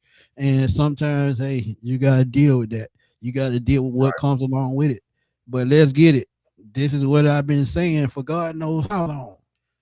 When you fire both of these guys, nobody is safe. So your favorite player that's on the Falcon team this year, they might not be here next year. Nobody is safe. The only two players that I think is safe are those 2 first-round picks from last year. Anybody else is off the mark because you think about it, you got to pay them. And you can 50-50 on Bijan because it all depends on still who comes in. So you can say 50-50 on Bijan. But everybody else, bro, like at this point, Falcon fans, from this moment forward, now that Terry Fontenot and Raheem Morris is no longer a part of the Falcons, start to think about what's going to happen to some of your favorite Falcon players. And we're not even talking about Bijan because some people like Caden Ellis. Some people like Jesse Bates, and so forth and so have you. So it just, let's see what's going to happen now. Yeah. I mean, and look, honestly, me and Chris, we've been prepared for this all season, man. We have. That's why we just kept nailing it to y'all, talking about it.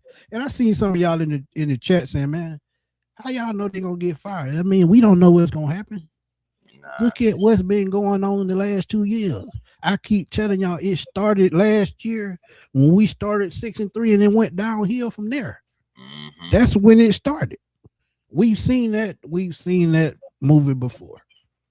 When you reach your ceiling, mm-hmm. Most of the time people knew it. Because as I told y'all, when Dan Quinn made the Super Bowl, he was never the same. That was it. He was never the same. Tried to bring in Sarkisian. I mean, we got to the playoffs. So yeah, we won a playoff game. I give him the credit for all that. But at the end of the day, we still didn't get the job done. And then after that, we went down even further. So it's just, at the end of the day, again, there's plenty of guys that I want to stay on this team. 7 is definitely one of them. 5 is another one for me. And also 25 is another one for me. But we still just don't know at this point. It all depends on who's coming in. Could it be Robert Saleh because you want to keep that defense together? Even though he is a defensive mind, I feel like we need a more of an offensive mind. Could it be somebody that has been here before, a retread? Could we do something uncomfortable? Let's talk about controversy. Could it be Kevin Stefanski? Lord. Hey, okay. You want controversy? You want controversy? Guess who I'm talking? Guess who I shook hands with today? You want to know who I shook hands with today? Go ahead. Thomas Dimitroff. Okay, then. Hey, you got to walk off on that one. But well, look, y'all think we bullshit, man. Right, we not playing. Now we just not playing. But I'm not playing, saying, man. Look, I'm telling y'all. Anything can happen. Anything can happen. I keep telling y'all, nobody is safe. Y'all get me. Look, hey. He right now. Tommy Dimitroff went right over there, put his name back on the wall right after the Saints game. Because guess what? He brought it with him. I'm just bullshitting. No, I ain't gonna lie. Hey, all jokes aside, Thomas Dimitroff really is kind of just being advisors and stuff like that. He really got something going on outside of football to where he's doing like some analytics and trying to like simplify more analytics and everything like that. Like he got a whole different thing going on. So I don't even know if he's even interested in being a GM. I got an interesting name. And I don't know if it's gonna happen or not. But what if Josh McDaniels got another chance? I know he hadn't done much, but guess what? They've been talking to Bill Belichick for the last 2 years, and I'm sure Bill Belichick don't threw that name out there. And I think Josh McDaniels is a better offensive coordinator than the head coach. I may try Cliff. Not no damn Cliff Kingsbury. Clint Kubiak first. Oh yeah, I definitely try that. I think I try. You know what sold me on that? When we pull that chart up. About offensive diversity, and that's something that we talked about spreading the ball around. I mean, look, you can't make it up, bro. I mean, when you have it clear cut on paper, what a coach is good at, and what have we talking about spreading the football out, being able to use all our weapons on offense. Clint Kubiak knows how to do that. Can't make it up. That's crazy, man, to be shaking hands with a man. Bro, I was shaking hands with this man 3 hours ago. That would be some bullshit. Terry Fontenot. I was shaking this man's hand. But I keep telling you, they can't just come out and tell you, hey, we ain't coming back. I promise you, y'all, I was talking to Terry Fontenot, and as a witness, it wasn't just me talking to Terry. Jack Spade, on One Time for the Fan, was right there with me. Well, I'm gonna tell you what I would do, Chris. I would bring him back in an advisory role. If he don't get another job, I would bring him back in the advisory role. I don't think he's back, bro. I think that's the end of Terry. I know he's not coming back, saying that's what I would do. Because what he's meant to this team, this organization in the last 5 years, I would have kept him on in some kind of role. And to be honest, what is the president doing? Nothing. Nothing. Oh boy. I'm seeing Flores Tank Dog. Flores is a name you can watch. Trust me. He already said himself, he not leaving unless he gets a head coaching position. So he's gonna be in Minnesota. As he should. Another name. Okay. You got Flores. Dang, man. Mike McCarthy is a good one. Let's get it. He's definitely a good one. Offensive mind. Saw what he did in Dallas and Green Bay. Brian Daboll. I can see that one. I mean, offensive minded guy. You know. I mean, what was another name? What y'all? Dion. He still think Dion the candidate. I don't, bro. I've already had my ballot about that. You told me. I don't believe in Dion. Yeah. Monken or Joe Brady would be a good one. Monken or Joe Brady. That would be a good one. Because Monken pretty much run a wide. Go ahead. No, I was just about to say I like Joe Brady more. You about to say Monken? No, I was gonna say Joe Brady. Joe Brady. You saw what he did with Josh Allen. You also saw what Daboll did with Josh Allen while he was in Buffalo. Another name to go with a Josh Allen is a Kent Dorsey. He would be another good offensive coordinator. Good name. Yeah, so I mean, it's options out there. You just got to pick and choose, and what fits with what, and all that gonna come when you hire the GM. When you hire the GM, everything else gonna fall in place. And we all knew when they started talking about Matt Ryan, some shit was finna shake. That was a clear sign, because you just don't bring somebody in out of nowhere and think they just just gonna sit back and just watch. They've already been giving input. They started talking with Matt Ryan long before we knew about it. Oh, of course.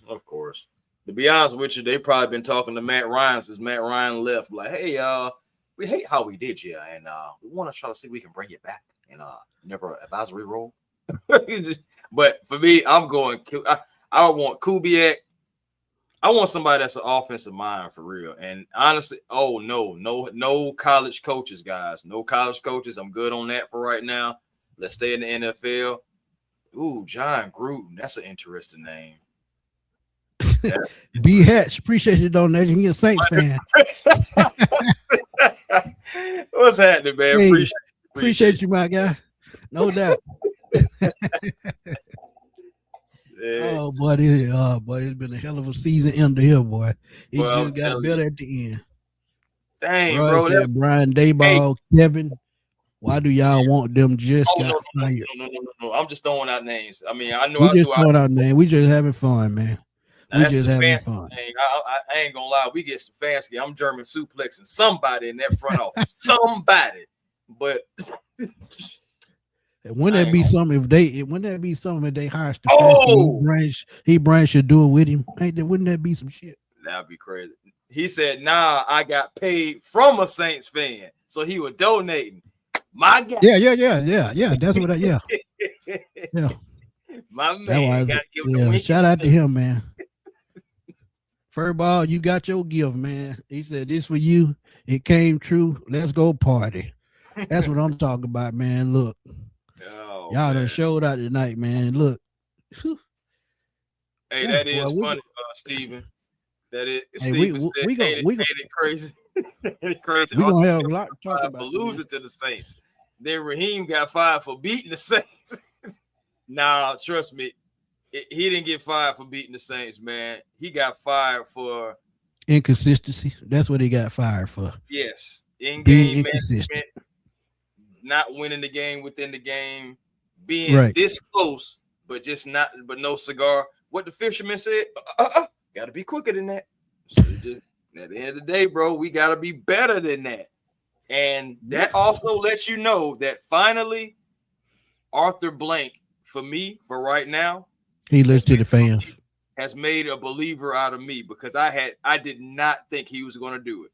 I didn't think he had the heart. I ain't gonna say he didn't have the guts. I didn't think he had the heart, as in he cared for Raheem cared for Terry. That's what I mean. I didn't think he was going to do it. I thought he was going to go through the entire process, et cetera. But for all we know, the process could have been already over. Maybe they came in and just said, yeah, you need to tear all this down, Arthur. You ain't going to like to hear it, but you need to tear all this down. Yeah, but deep down inside, he knew it. Let's be real. He knew it. Let's be real. Like I said, he's seen the same story 3 times already. He let Dan Quinn stay 2 years too long.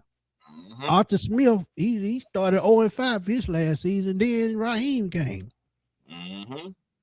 So look, and yeah, I saw that Dirty Bird gang. Barry's assistant and GM is somebody they've been looking at for a while. Because think about it, Ryan Poles was here as an assistant and a consultant before he went to Chicago. So it is ties there. So, but I mean, that's look, an interesting one. Yeah, Louis Riddick. Hey, Dirty Bird, I called about that about 3 years ago. You been following me? That name came up about 3 years ago. Yeah, that's somebody I was looking at. 5 years ago, before they hired Fontenot, Louis Riddick was one name that I talked about a lot. But didn't they interview him though too? They interviewed him. I made a video about it. They interviewed him. Yeah. See, I wasn't even podcasting yet. Yeah, that was about 5 years ago. Yeah, I was. That was actually my second year. I hadn't got monetized yet, but I did make that video, and it went crazy.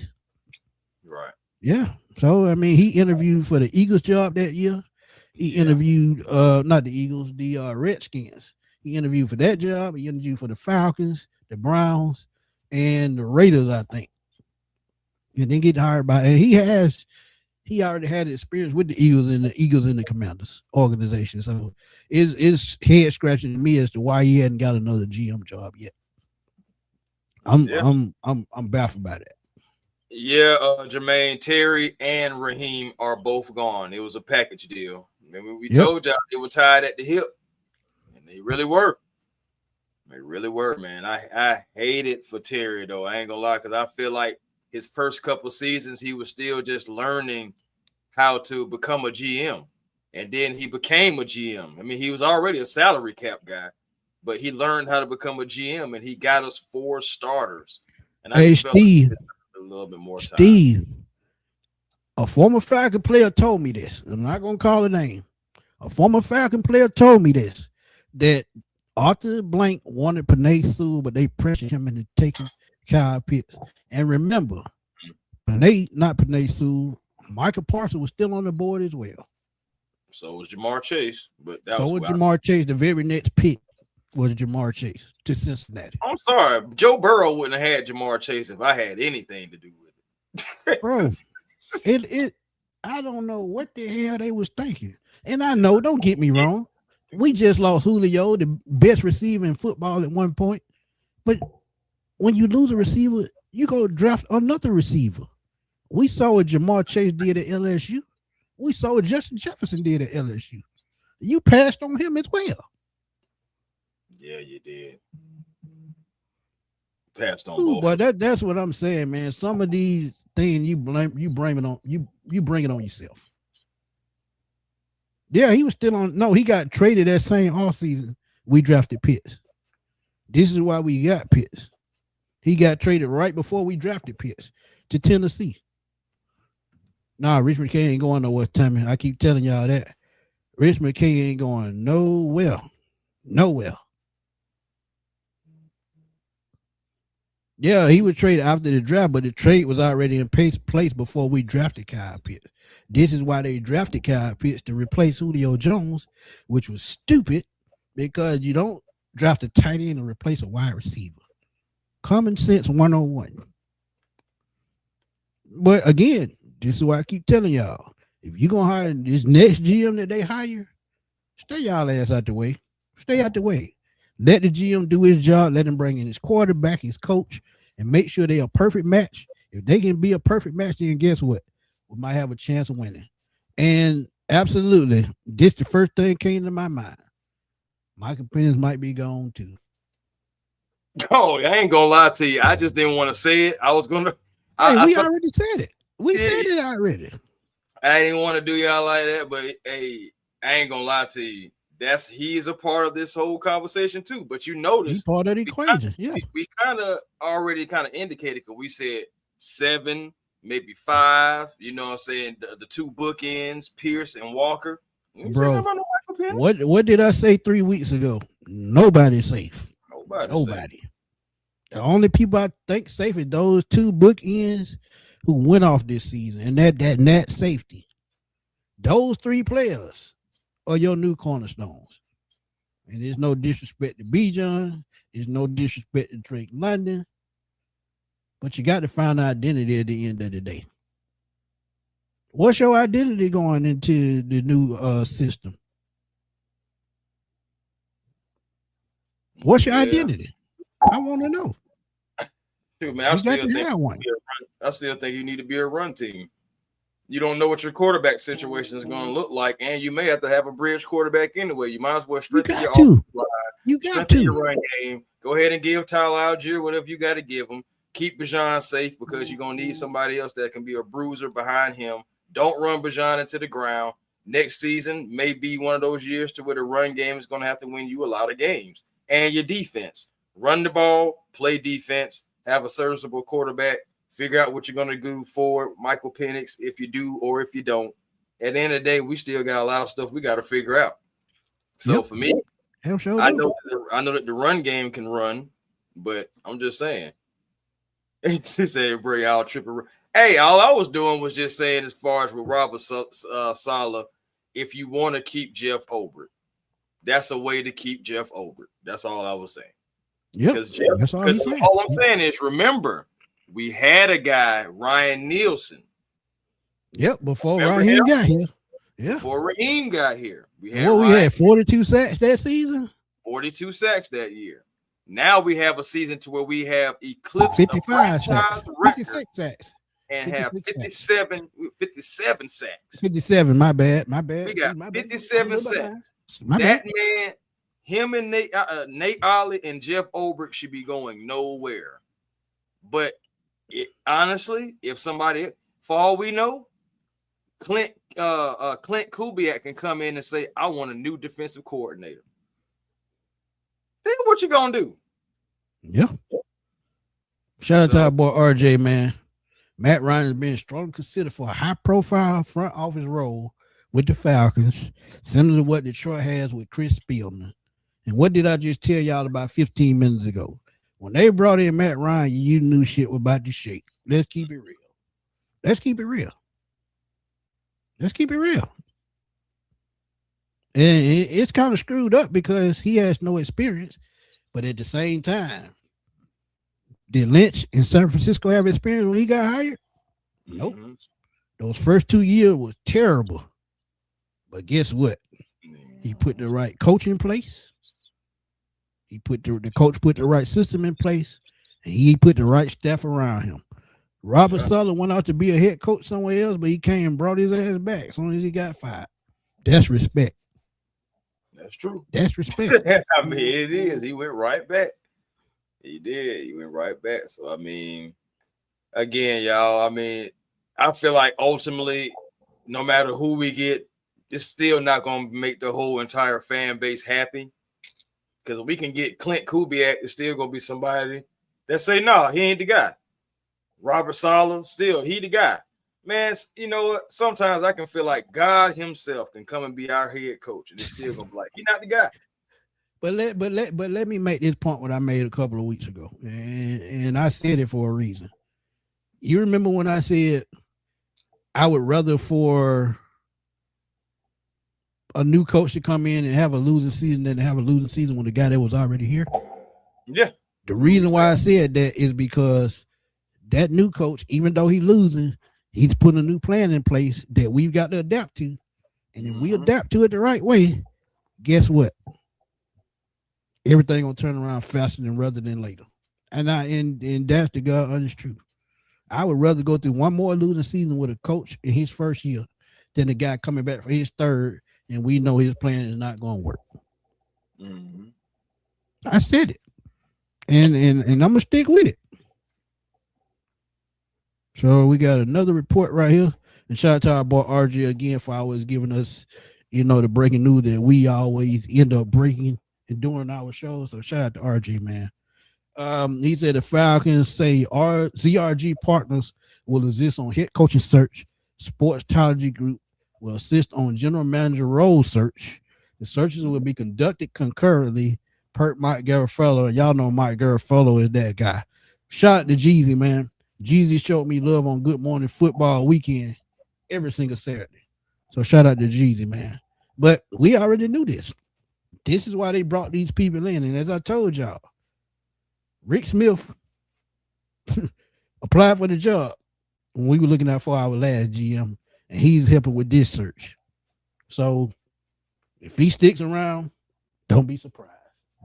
That's all I'm gonna say. Wouldn't be surprised at all, man. You never know. You may get Rich Smith and Matt Ryan in your front office. But wouldn't that be messed up though? That you fire one guy that's put you in a position to win, and you bring in a first-year guy, which I have no problem with. Let's get that straight. I have no problem with it. But I would just kept that guy around who put me in a position to win. And again, the front office got to take some accountability for what's been going on too. We're not going to just act like Raheem got here by himself. We're not going to act like this guy named Rich McKay ain't still behind the scenes putting in his 2 cents. Man, Rich ain't going nowhere, man. But I'm just saying, they got to take accountability too. Yeah, you do. Now, I ain't going to lie to you. I ain't going to lie. He fired, if he fired Rich McKay, I don't know. I may have to buy Arthur a Christmas gift, and he don't even need one. If he fired Rich McKay, I'd give away a damn jersey on this damn channel. Yeah. If he fired Rich McKay. You know what? I think I'd give away a jersey. I'd give away a jersey. I can't afford it right now, but he get rid of damn Rich McKay. I guarantee you I scrape up the money to the damn get one. Shoot, boy. Something. Tickets to week 1, something. Something. He get rid of Rich McKay, boy, that will make my life. That was all I need to see. If he get rid of Rich McKay, we guarantee the damn Super Bowl. That's how bad he been holding his team back. Yeah, man. I ain't lying. Like, because again, that would be like the final piece to really restarting and cleaning house. Right, because as we've been saying, when you got to cut the head off the snake, Rich McKay is the head, not Terry Fontenot. We know Arthur Blank. We know he's the owner, but the guy up under him, we know Beatles is the president. He should get fired too. But Rich McKay is the problem. I've been saying that for years. But T-Bone said he got a question. What are your thoughts about Matt Ryan? Maybe our new GM. I just said it. No, I don't want to do that. I wouldn't do it. And even though he don't have no experience, it don't mean nothing because, like I said, Lynch out in San Francisco, he didn't have no experience. He got hired. But look what he's turned around to San Francisco. They've got back to their old ways because they got structure in place. That's the difference. The Falcons don't have structure. That's what they're trying to get to. And you got to remember, too, John Lynch was already working behind the scenes trying to build his way up to that role. Right. I don't know. I can't say Matt has been doing the same thing. I know Matt been working with CBS. Right. But as far as like trying to learn the ins and outs about being a GM and how about the team building, orchestration, orchestructure, all that stuff like that. Like, I don't know if he know about that. I'm just being real. I just don't know. So with that being said, like, I don't want to bring him in immediately as no GM. I don't think that's fair to Matt, to be honest. No, it's not. Especially us. And it's really not fair to Terry, to be honest. Oh, definitely. He didn't do a bad job. He didn't do a bad job. He just got stuck with the wrong motherfucker. Let's keep it real. Yeah. First hire, Arthur Smith. That was definitely Arthur Blanks because he was good friends, and rest in peace to his dad. But he was good friends with Arthur Smith's dad, FedEx owner, founder. That was a walk-in. Next time around, they said they were going to put out an extensive search. They interviewed Ben Johnson, playoff. They interviewed who else? Who else is in the playoffs? Who they interviewed? Mike Vrabel. They interviewed him. Number 1 seed damn near with New England. Structure, something he's used to, passed on it. So again, you got to give Arthur Blank some accountability. And hey, Meat, you know I was gonna say it sooner or later. I'm fed up with the bullshit. Yeah. It's just time. Yep, Arthur Blank hey, Latoya, head up. Latoya, that's messed up. Fontenot didn't get to pick a head coach. That's what me and Chris been saying all season. Never did. They lied and said he was part of the Arthur Smith hiring, but we know Arthur Smith got hired long before Terry Fontenot got him. That's how I feel about that. Because my thing is, do people forget that they had the video with them meeting for the first time?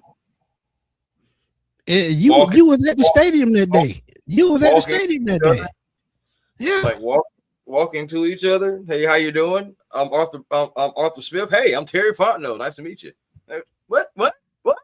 I'm like, no. But he was part of the coaching search. Get the fuck out of here, man. It don't make no sense. You never gave him an opportunity to pick his own head coach, like ever. Like we know it wasn't fully all Terry Fontenot. I don't think that's fair. I also don't think it's fair, but at the end of the day, it is what it is. What can we say? Yeah. Again, going back to the track record, they're going off of how many times did you win in the season. And we rag on Thomas Dimitroff about messing up our salary cap the way he did, but we still got playoff appearances, Super Bowl appearances, key free agents. Yeah. You know what I'm saying? Deep playoff run. Key free agents. Think about the team that he put together between 2008 and 2013. That's a 5-year stretch. 6 seasons in football. One of the best teams we've had. You draft Matt Ryan. You draft Julio Jones. You go out and get Michael Turner. You go out and get Tony Gonzalez. And you end up making a Super Bowl run. A little bit after that. But at the same time, they put the foundation in place for a Super Bowl team. You already had Roddy White. So think about having that offense, and then you still have a solid defense outside of that. Yeah, so this is the same thing that Fontenot was putting in place, but guess what? He didn't have that same type head coach like they had in Mike Smith. Mike Smith probably arguably the best Falcon coach of all time. No, he did not make it to a Super Bowl. When you talk about heart and grit, I'm about to say that guy. I'm pretty sure he got like the wins though. Like regardless, right? Mike Smith, that 2012 team was quite sad, man, because that still is one of the best teams that we've ever had. The best. When you talk about talent, the best. And there's no knock to these other two Super Bowl. 98 was an absolute dog of a team.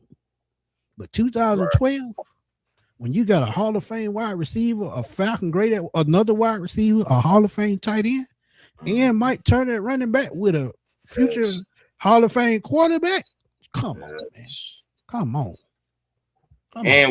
And we had some of the like that was one of the times when we would start seeing like Antoine Smith and no, I wasn't on that team, so it's not me. I wasn't on that team, but go ahead. This man's silly. No, I'm just saying, just in that whole little era, man, you had guys that just popping up out of nowhere. Right, Jerry Snowball was another one. Snelling, you know what I'm saying? Like guys like that, Snelling. Remember, man, look, hey, man, Snelling used to put in work. Snelling used to put in work. Yeah, man. Yeah, let's get it. You did say that, man. It's a fact-based business. It's about numbers and records at the end of the day. So not one record and not one winning season in 5 years. Yeah. And it's not as all his fault because he went out there coaching.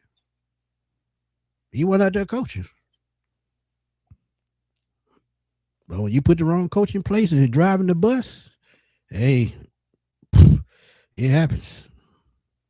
TJ Duckett was fun to watch. Yeah, TJ Duckett was fun. That DVD offense, period. Boy, Big Duckett. Yeah. They were unstoppable. We talk about one of the best running teams all the time. You got to put that team in there. Dan Reeves got fired 1 year too early, if you ask me. If you give him one more season, he probably gives you a Super Bowl appearance.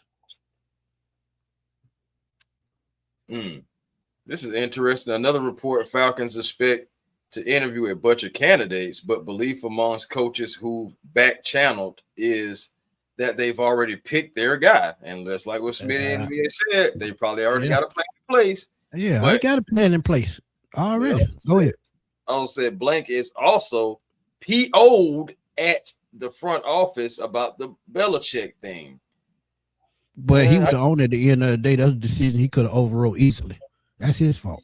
He can't be pissed off at nobody but himself. Because he that trusted circle. Remember you, Smitty. I've been listening to you when you were talking about when you get older, folks want to just keep that circle. So there's only like 2 or 3 people he listening to, and 2 out of those 3 people said don't do it. So it just, so you know how it goes, man. Like at the end of the day, if I'm an owner, you still got to have the final say. So it can't just be did. But I still believe that those guys worked in cahoots to make sure that didn't happen, because they knew if he did, they would have been gone. Oh, they were gone easily. Yeah. Terry Fontenot, Rich McKay, all of them would have been gone. That's what I'm saying. And like I said, shout out to April Showers. She said herself. Rich McKay said, as long as he's part of the Falcons organization, Bill Belichick will never coach there. So, hey. I'll be interested, man. We'll see what happens. The thing is that's so crazy. Like, we have been asking for the Falcons to shake it up, to get uncomfortable. And honestly, let's just be honest. This is uncomfortable. When was the last time somebody got fired at the end of the season, the day of? It was Arthur Smith. But the fact that this happened even sooner than when Arthur Smith Arthur Smith got fired around midnight. He got fired right at midnight because I was still up. Right. And the notification popped up on my phone. I hopped my ass right out the bed, jumped right in here in the studio, and I jumped on it right then and there. Pause. Right. But I wasn't ready. But y'all know, man, when news break, I'm there, man. And Arthur Smith, and honestly, I thought he was going to even last. I thought he was going to last at least the rest of the year. But after 0-5 start, hey. What can you say? Hey, Mo, I mean, that's one of the guys on my list, but I'm just saying, I just feel like it got to be offensive. If you're going to draft all these guys in the top 10, you got to use them. I ain't going to lie, y'all. I don't know why y'all saying fire Zach Robinson. Zach Robinson gone. Ain't no way in the world that man finna stay. Yeah, he gone. Talking about, man, y'all didn't even got to worry about that. That Raheem boy, so he gone. Yeah. When Raheem got fired, yeah, he gone. But it's OVA, over. They finna take a quick stop at Magic City. Before they leave out and get some butt crumbs on their lemon pepper wings, and they out the door. Magic City, like, you go that away, brother. You gotta pay full price too. Come on. Hey, Reggie was there at midnight. He remember at midnight. Right at midnight. Yeah. It wasn't 12:01. It wasn't 12:02. It was 12 o'clock and 22 seconds. I'm saying, so again, for them to, but yeah, my point was for them to fire him not even an hour ago. It's like the body's still warm. Like it's not even been an hour ago. Rick Mortis ain't even set in yet. Like it's like, bro, that's what, like literally 4 hours after the game was over. We'll say 3.5. 3.5. 5. Like literally 2 hours after shaking hands with Terry Fontenot and talking to him and saying, "Hey man, hope you get to stay." This man is gone.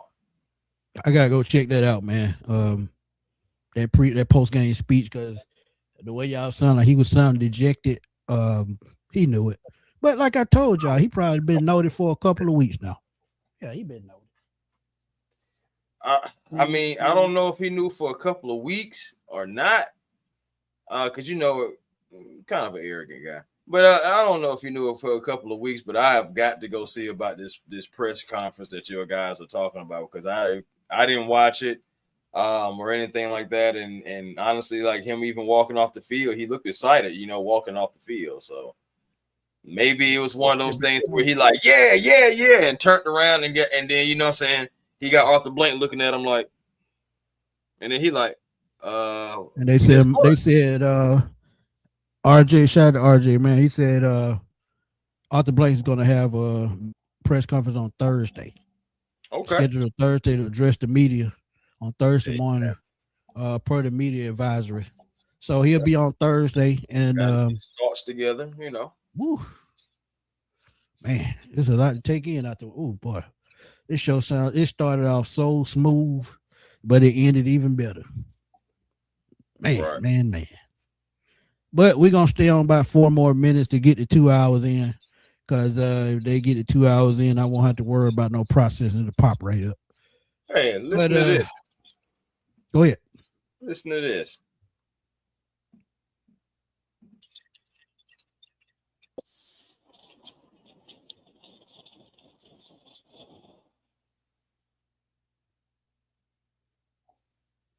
John Gruden is a name that I talked about because can y'all not hear that?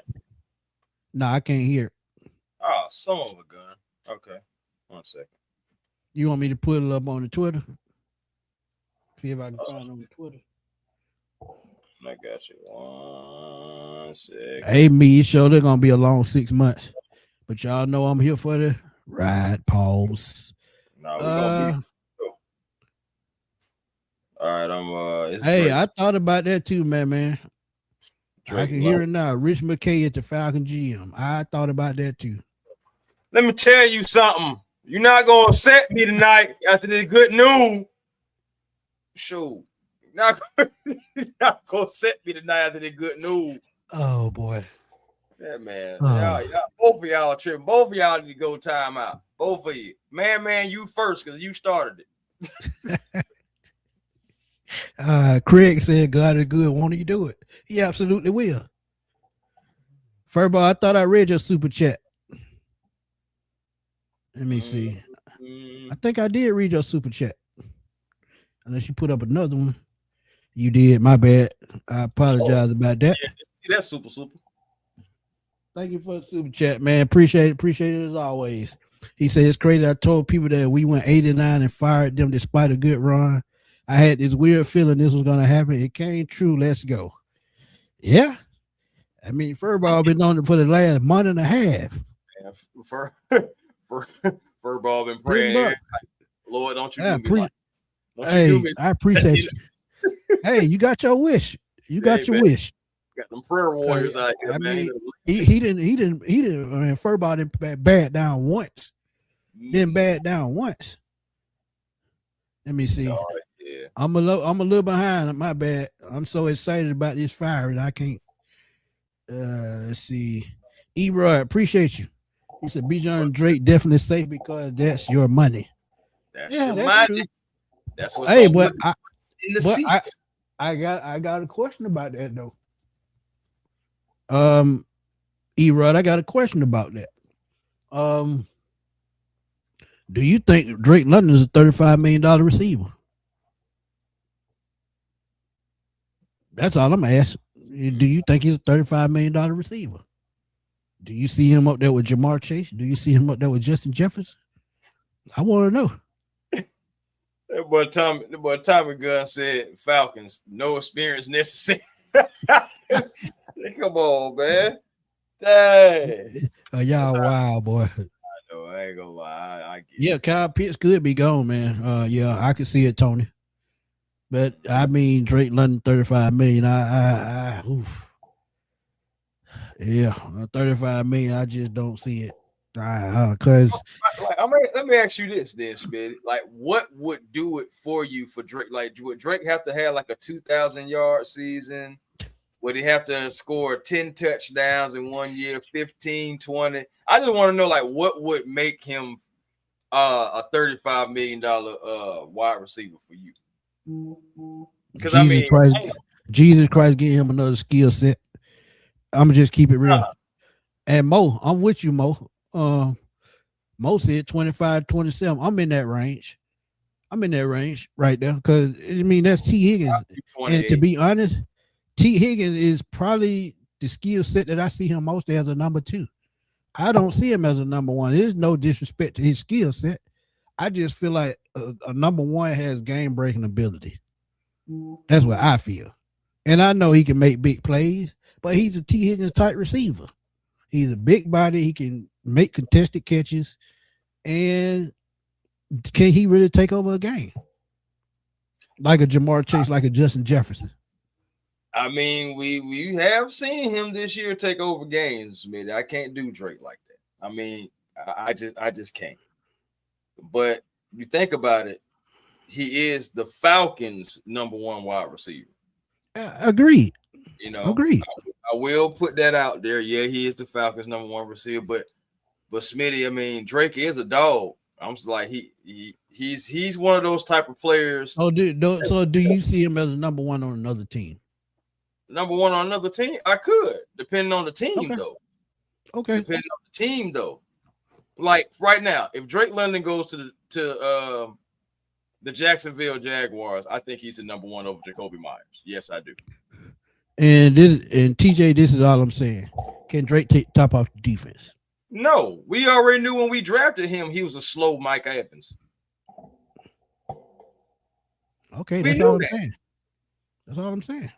So the top speed is not there. He's a possession guy, 50-50 balls. That's going to Drake. I mean, he even caught one, you know what I'm saying, today. That was he was up in there and he brought it down. Toughness. I'm going with Drake. Blocking ability. You know what I'm saying? One of the best blocking wide receivers in there to help your run game. Somebody who can sit in the zone and find holes and spaces and everything like that. No, I'm not making the case for him to make 35 mil. I'm just saying he is, I do feel like a number 1 receiver type talent. He just doesn't have, again, like you said, Drake is a bit slow. He's not the fleetest of foot, but, you know, outside of that, Drake does do a lot of many good things. I mean, he does. Oh no, I'm trying to pull out some of Josina Anderson, man. Keep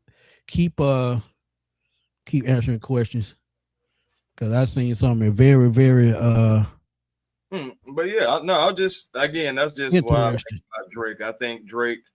I don't think you have to necessarily pay him 35, but you know, 27, 28 sounds about right. Cause think about it, bro. When the next number 1 guy come up, Chris, the next number 1 guy come up is going to be 45 million, and who that's going to be, I don't know. But the next top receiver is going to go over 40. Cause think about it, Myles Garrett is at 40 as a defensive player, so the next guy is going to be over that. Even Micah Parsons, who just went to Green Bay, he got 42 million. So I mean, that number just gonna keep going up. So we pulling it, Josina Alice. I'm trying to find it.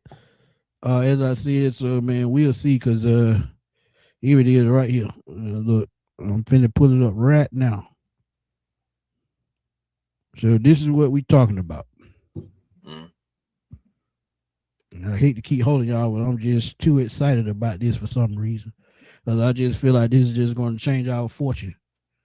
And it says behind the scenes, the Falcons have been discussing resetting their structure for weeks now. Terry Fontenot is out of GM and it may not stop there.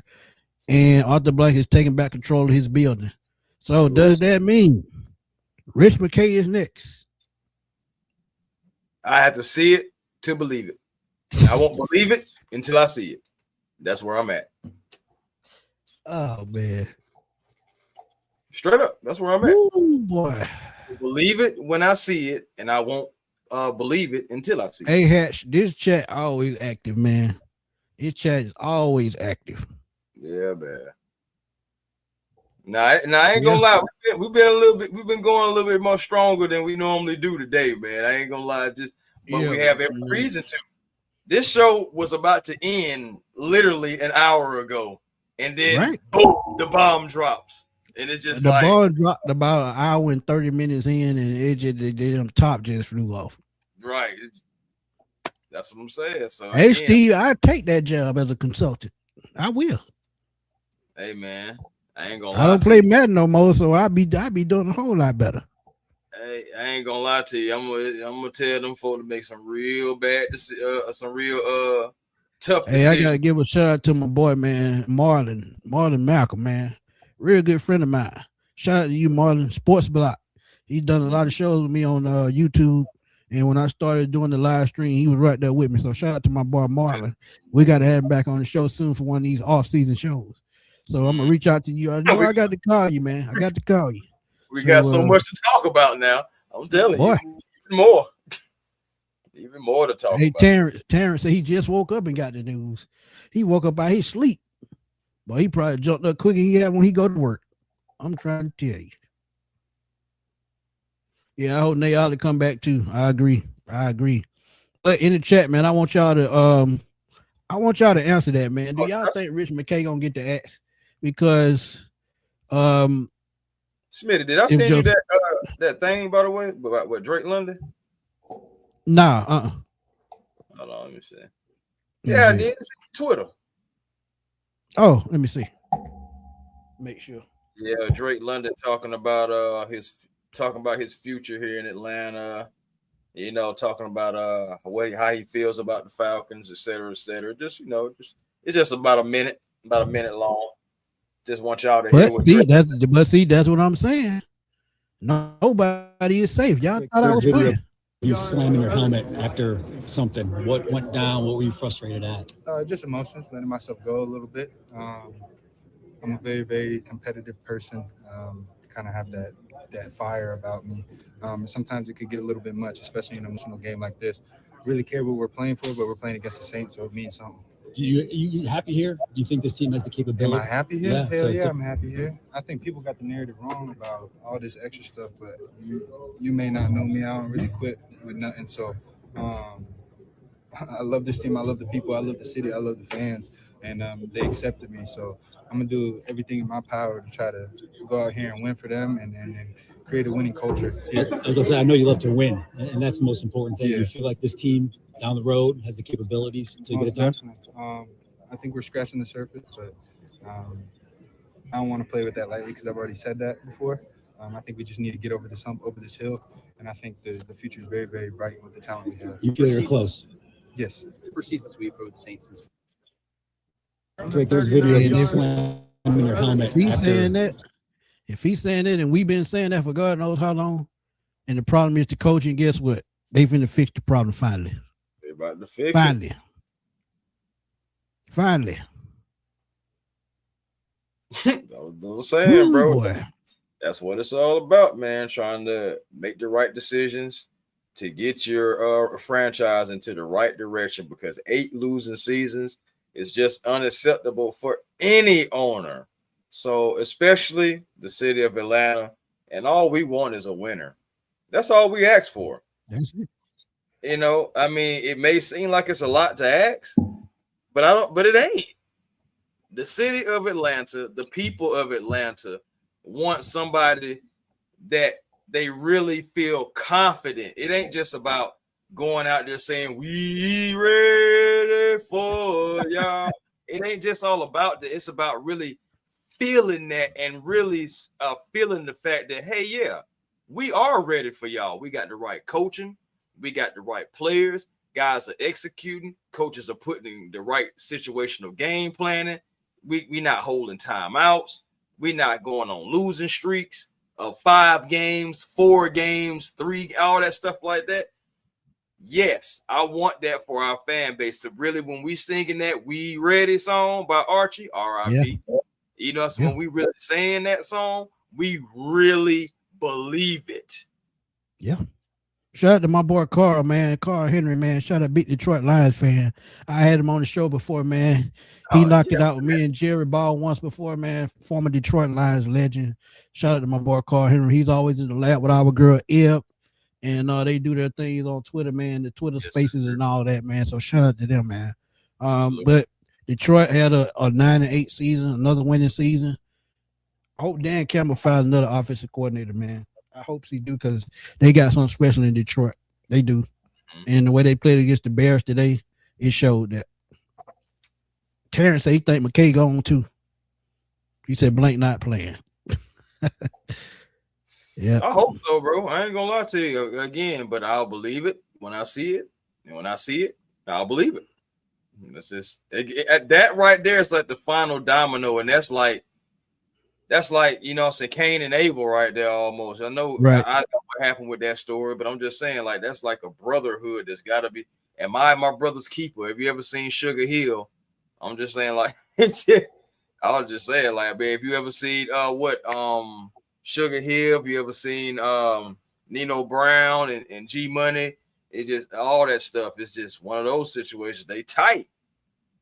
But is this season and what's been going on, will it be enough to say, hey, look, I will run my organization how I want to, you know, and I need to figure out what's the best situation.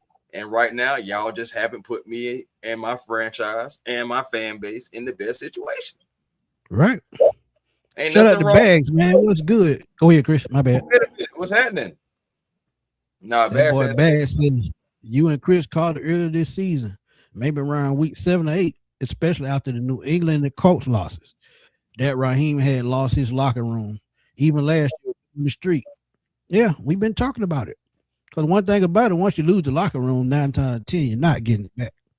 And he disrupted. He threw it into more of a turmoil when he fired Ike Hilliard. That was the dagger in his time in Atlanta. Y'all might not believe it, but him firing that coach that threw the locker room into turmoil, that was the end. Because one thing about it, you can't expect nobody to go out and fight for you every Sunday when you don't respect somebody that's coaching them. It's just a no-go. It's just a no-go. And one thing that we saw in that Jets game, we saw them guys fighting for Aaron Glenn. They lost the first 7 games and end up having to come back to win their first game in Cincinnati. They had to come down from 3 touchdowns, I think, to beat Cincinnati. And it showed you that they were going to keep fighting for that coach. You didn't see that with Raheem Morris. Mm-hmm. Just had a damn good defense to keep playing week in and week out. That's what that boiled down to. And you had scapegoats, man. I still just feel, I mean, even though he has a new job, Ike Hilliard, that whole thing happened, but you don't get rid of your special teams coordinator who's been I understand the players are messing up too, but it's not always the players. It's like, what are you teaching the players? What is your message? What is your formation? What is your plan to stop the team from running through your gaps? Like, you know, it's just, yeah, some of the players on special teams need to go too, and some of them have.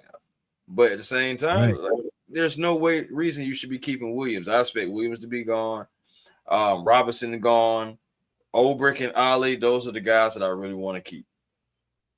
You know, so yeah, I mean Jerry Gray too. You know, what I'm saying, I know they got their whole little trio thing going over there, so that's the one that I would try. Those are the ones I'll try to keep, and then try to see if we can build around that. Keep that. I want to know, do you think we should hire the GM from the Bills or the Bears? I take either one. Especially the Bills, they have a winning organization. They have had for a while.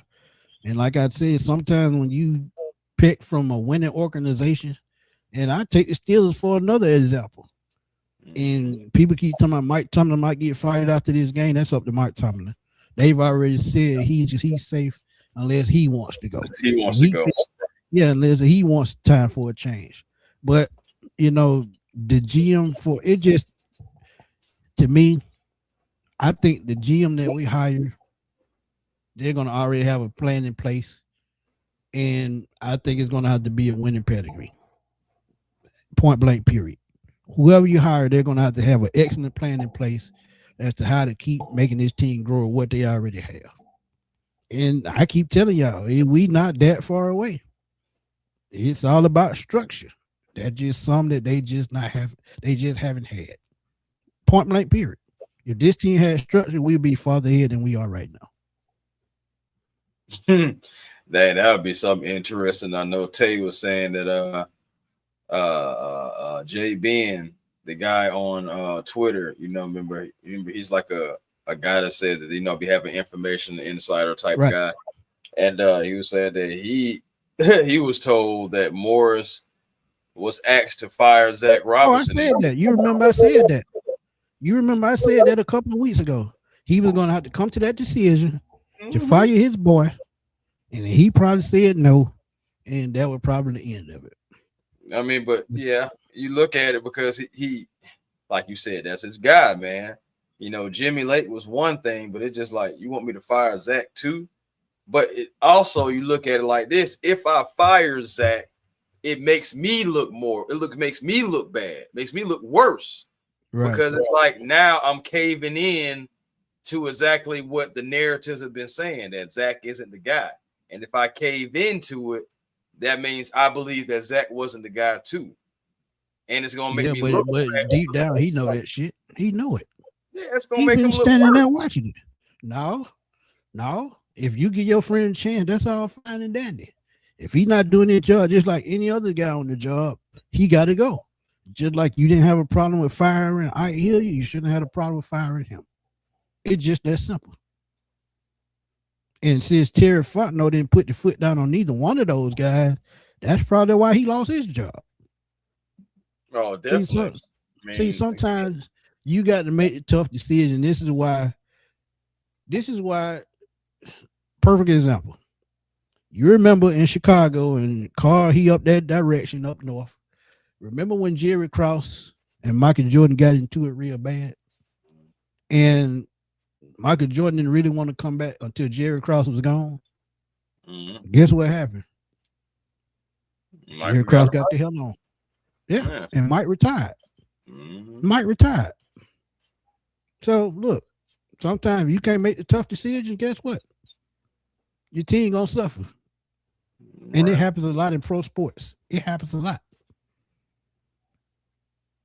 Yeah, man. We're gonna see though. Like I said, moving forward, it's gonna be quite interesting. Like said, the fact that Raheem was more concerned about how he would look than winning is why he's out the door. But honestly, I really believe that's what it is. Absolutely. I really believe it's an embarrassment thing. If I fire my boy, I look worse.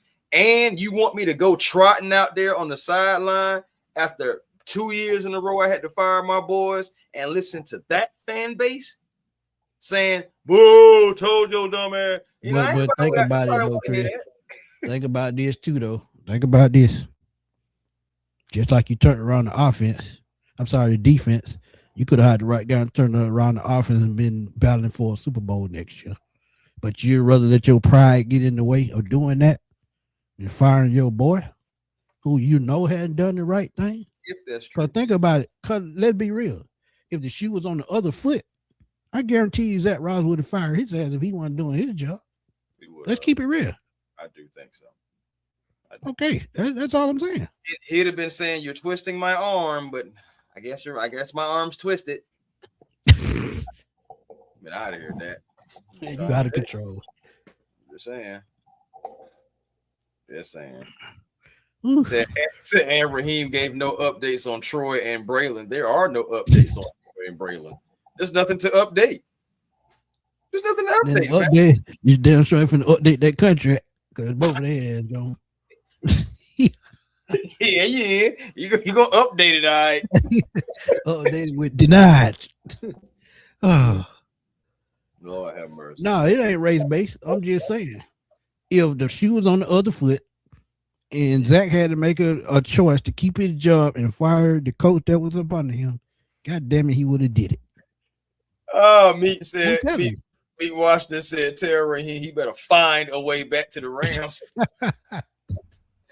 Y'all clowning. Y'all out of control. Oh God, y'all out of control. Oof, boy. But yeah, man, we've been on over 2 hours and we done had a blast, kicking it with y'all like we always do, man. But we got to go eat dinner and we're gonna watch the second half of this game.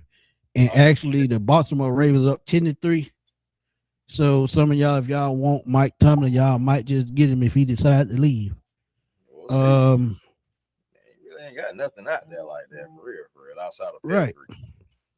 That means nothing. But again, it happens. You're right. But look, it's been another great show, man. You know what to do, man. Tell everybody where to find you. Hey, man. Ding dong, the witch is dead. Never mind. Raheem Morris is no longer. You going to hell on the first class ticket. Come on, merch time. I ain't even finished it. But yes. Raheem Morris has been fired as the head coach of the Atlanta Falcons. I know a lot of Falcon fans are breathing a sigh of relief, but Absolutely. Also you gotta think about it like this too. What is coming next? Same thing. Okay, Terry Fontenot. Now that one is bittersweet. And again, what is coming next for that position? Well, I can tell you one thing. Whatever it is, Chris Tipmore and Smooth Smitty, we got you covered. Whatever it is, we're going to talk about it. No doubt about that. Pop up in there. I can already see probably sometime tomorrow we probably going to end up doing another show because it's probably going to be something else coming out or just something that maybe we be like, you know what? We need to talk about that too. So y'all just keep that notification bell ready. There's going to be a lot of news. Yeah, man. In the next 3 months. It's going to be interesting. Very interesting. But for me, you know, A1 Forever Sports, the platform on YouTube. Please come over and be a part of the A1 family. We'll love to have each and every last one of you who are not already subscribed. And also Hawks Digest as well. Atlanta Hawks, they're treading along right now, but still they're trying to figure it out. And we're going to see what happens. You said trading along? No, yeah, treading along. I thought you said trading along, but you got to get it together.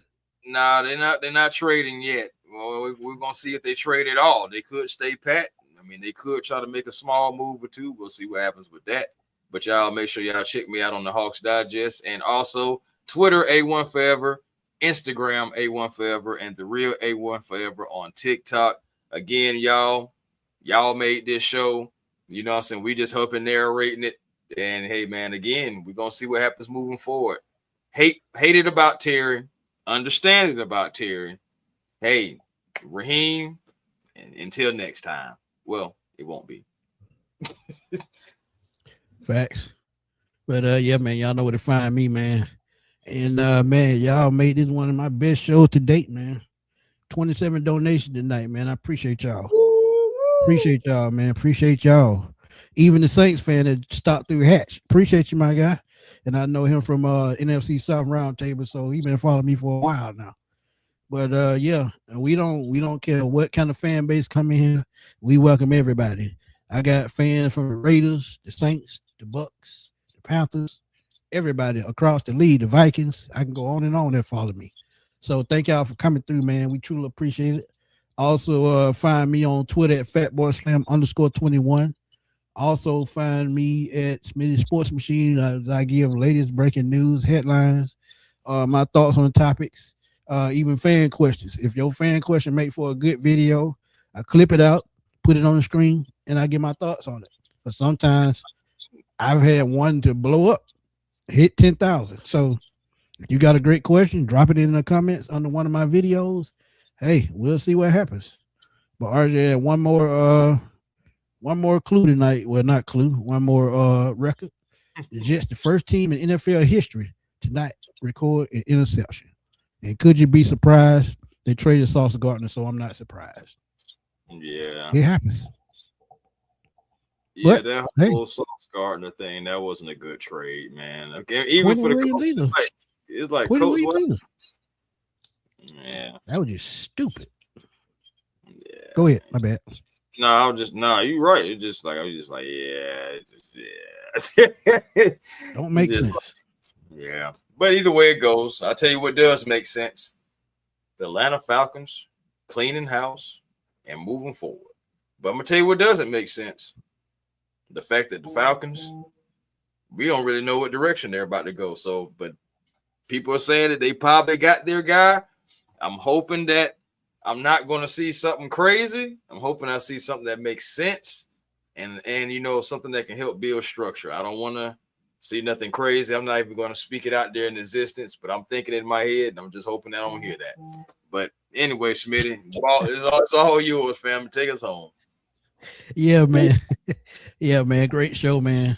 We got up to 400 and some in the chat at one point, man. So again, man, thank y'all for blowing this show up.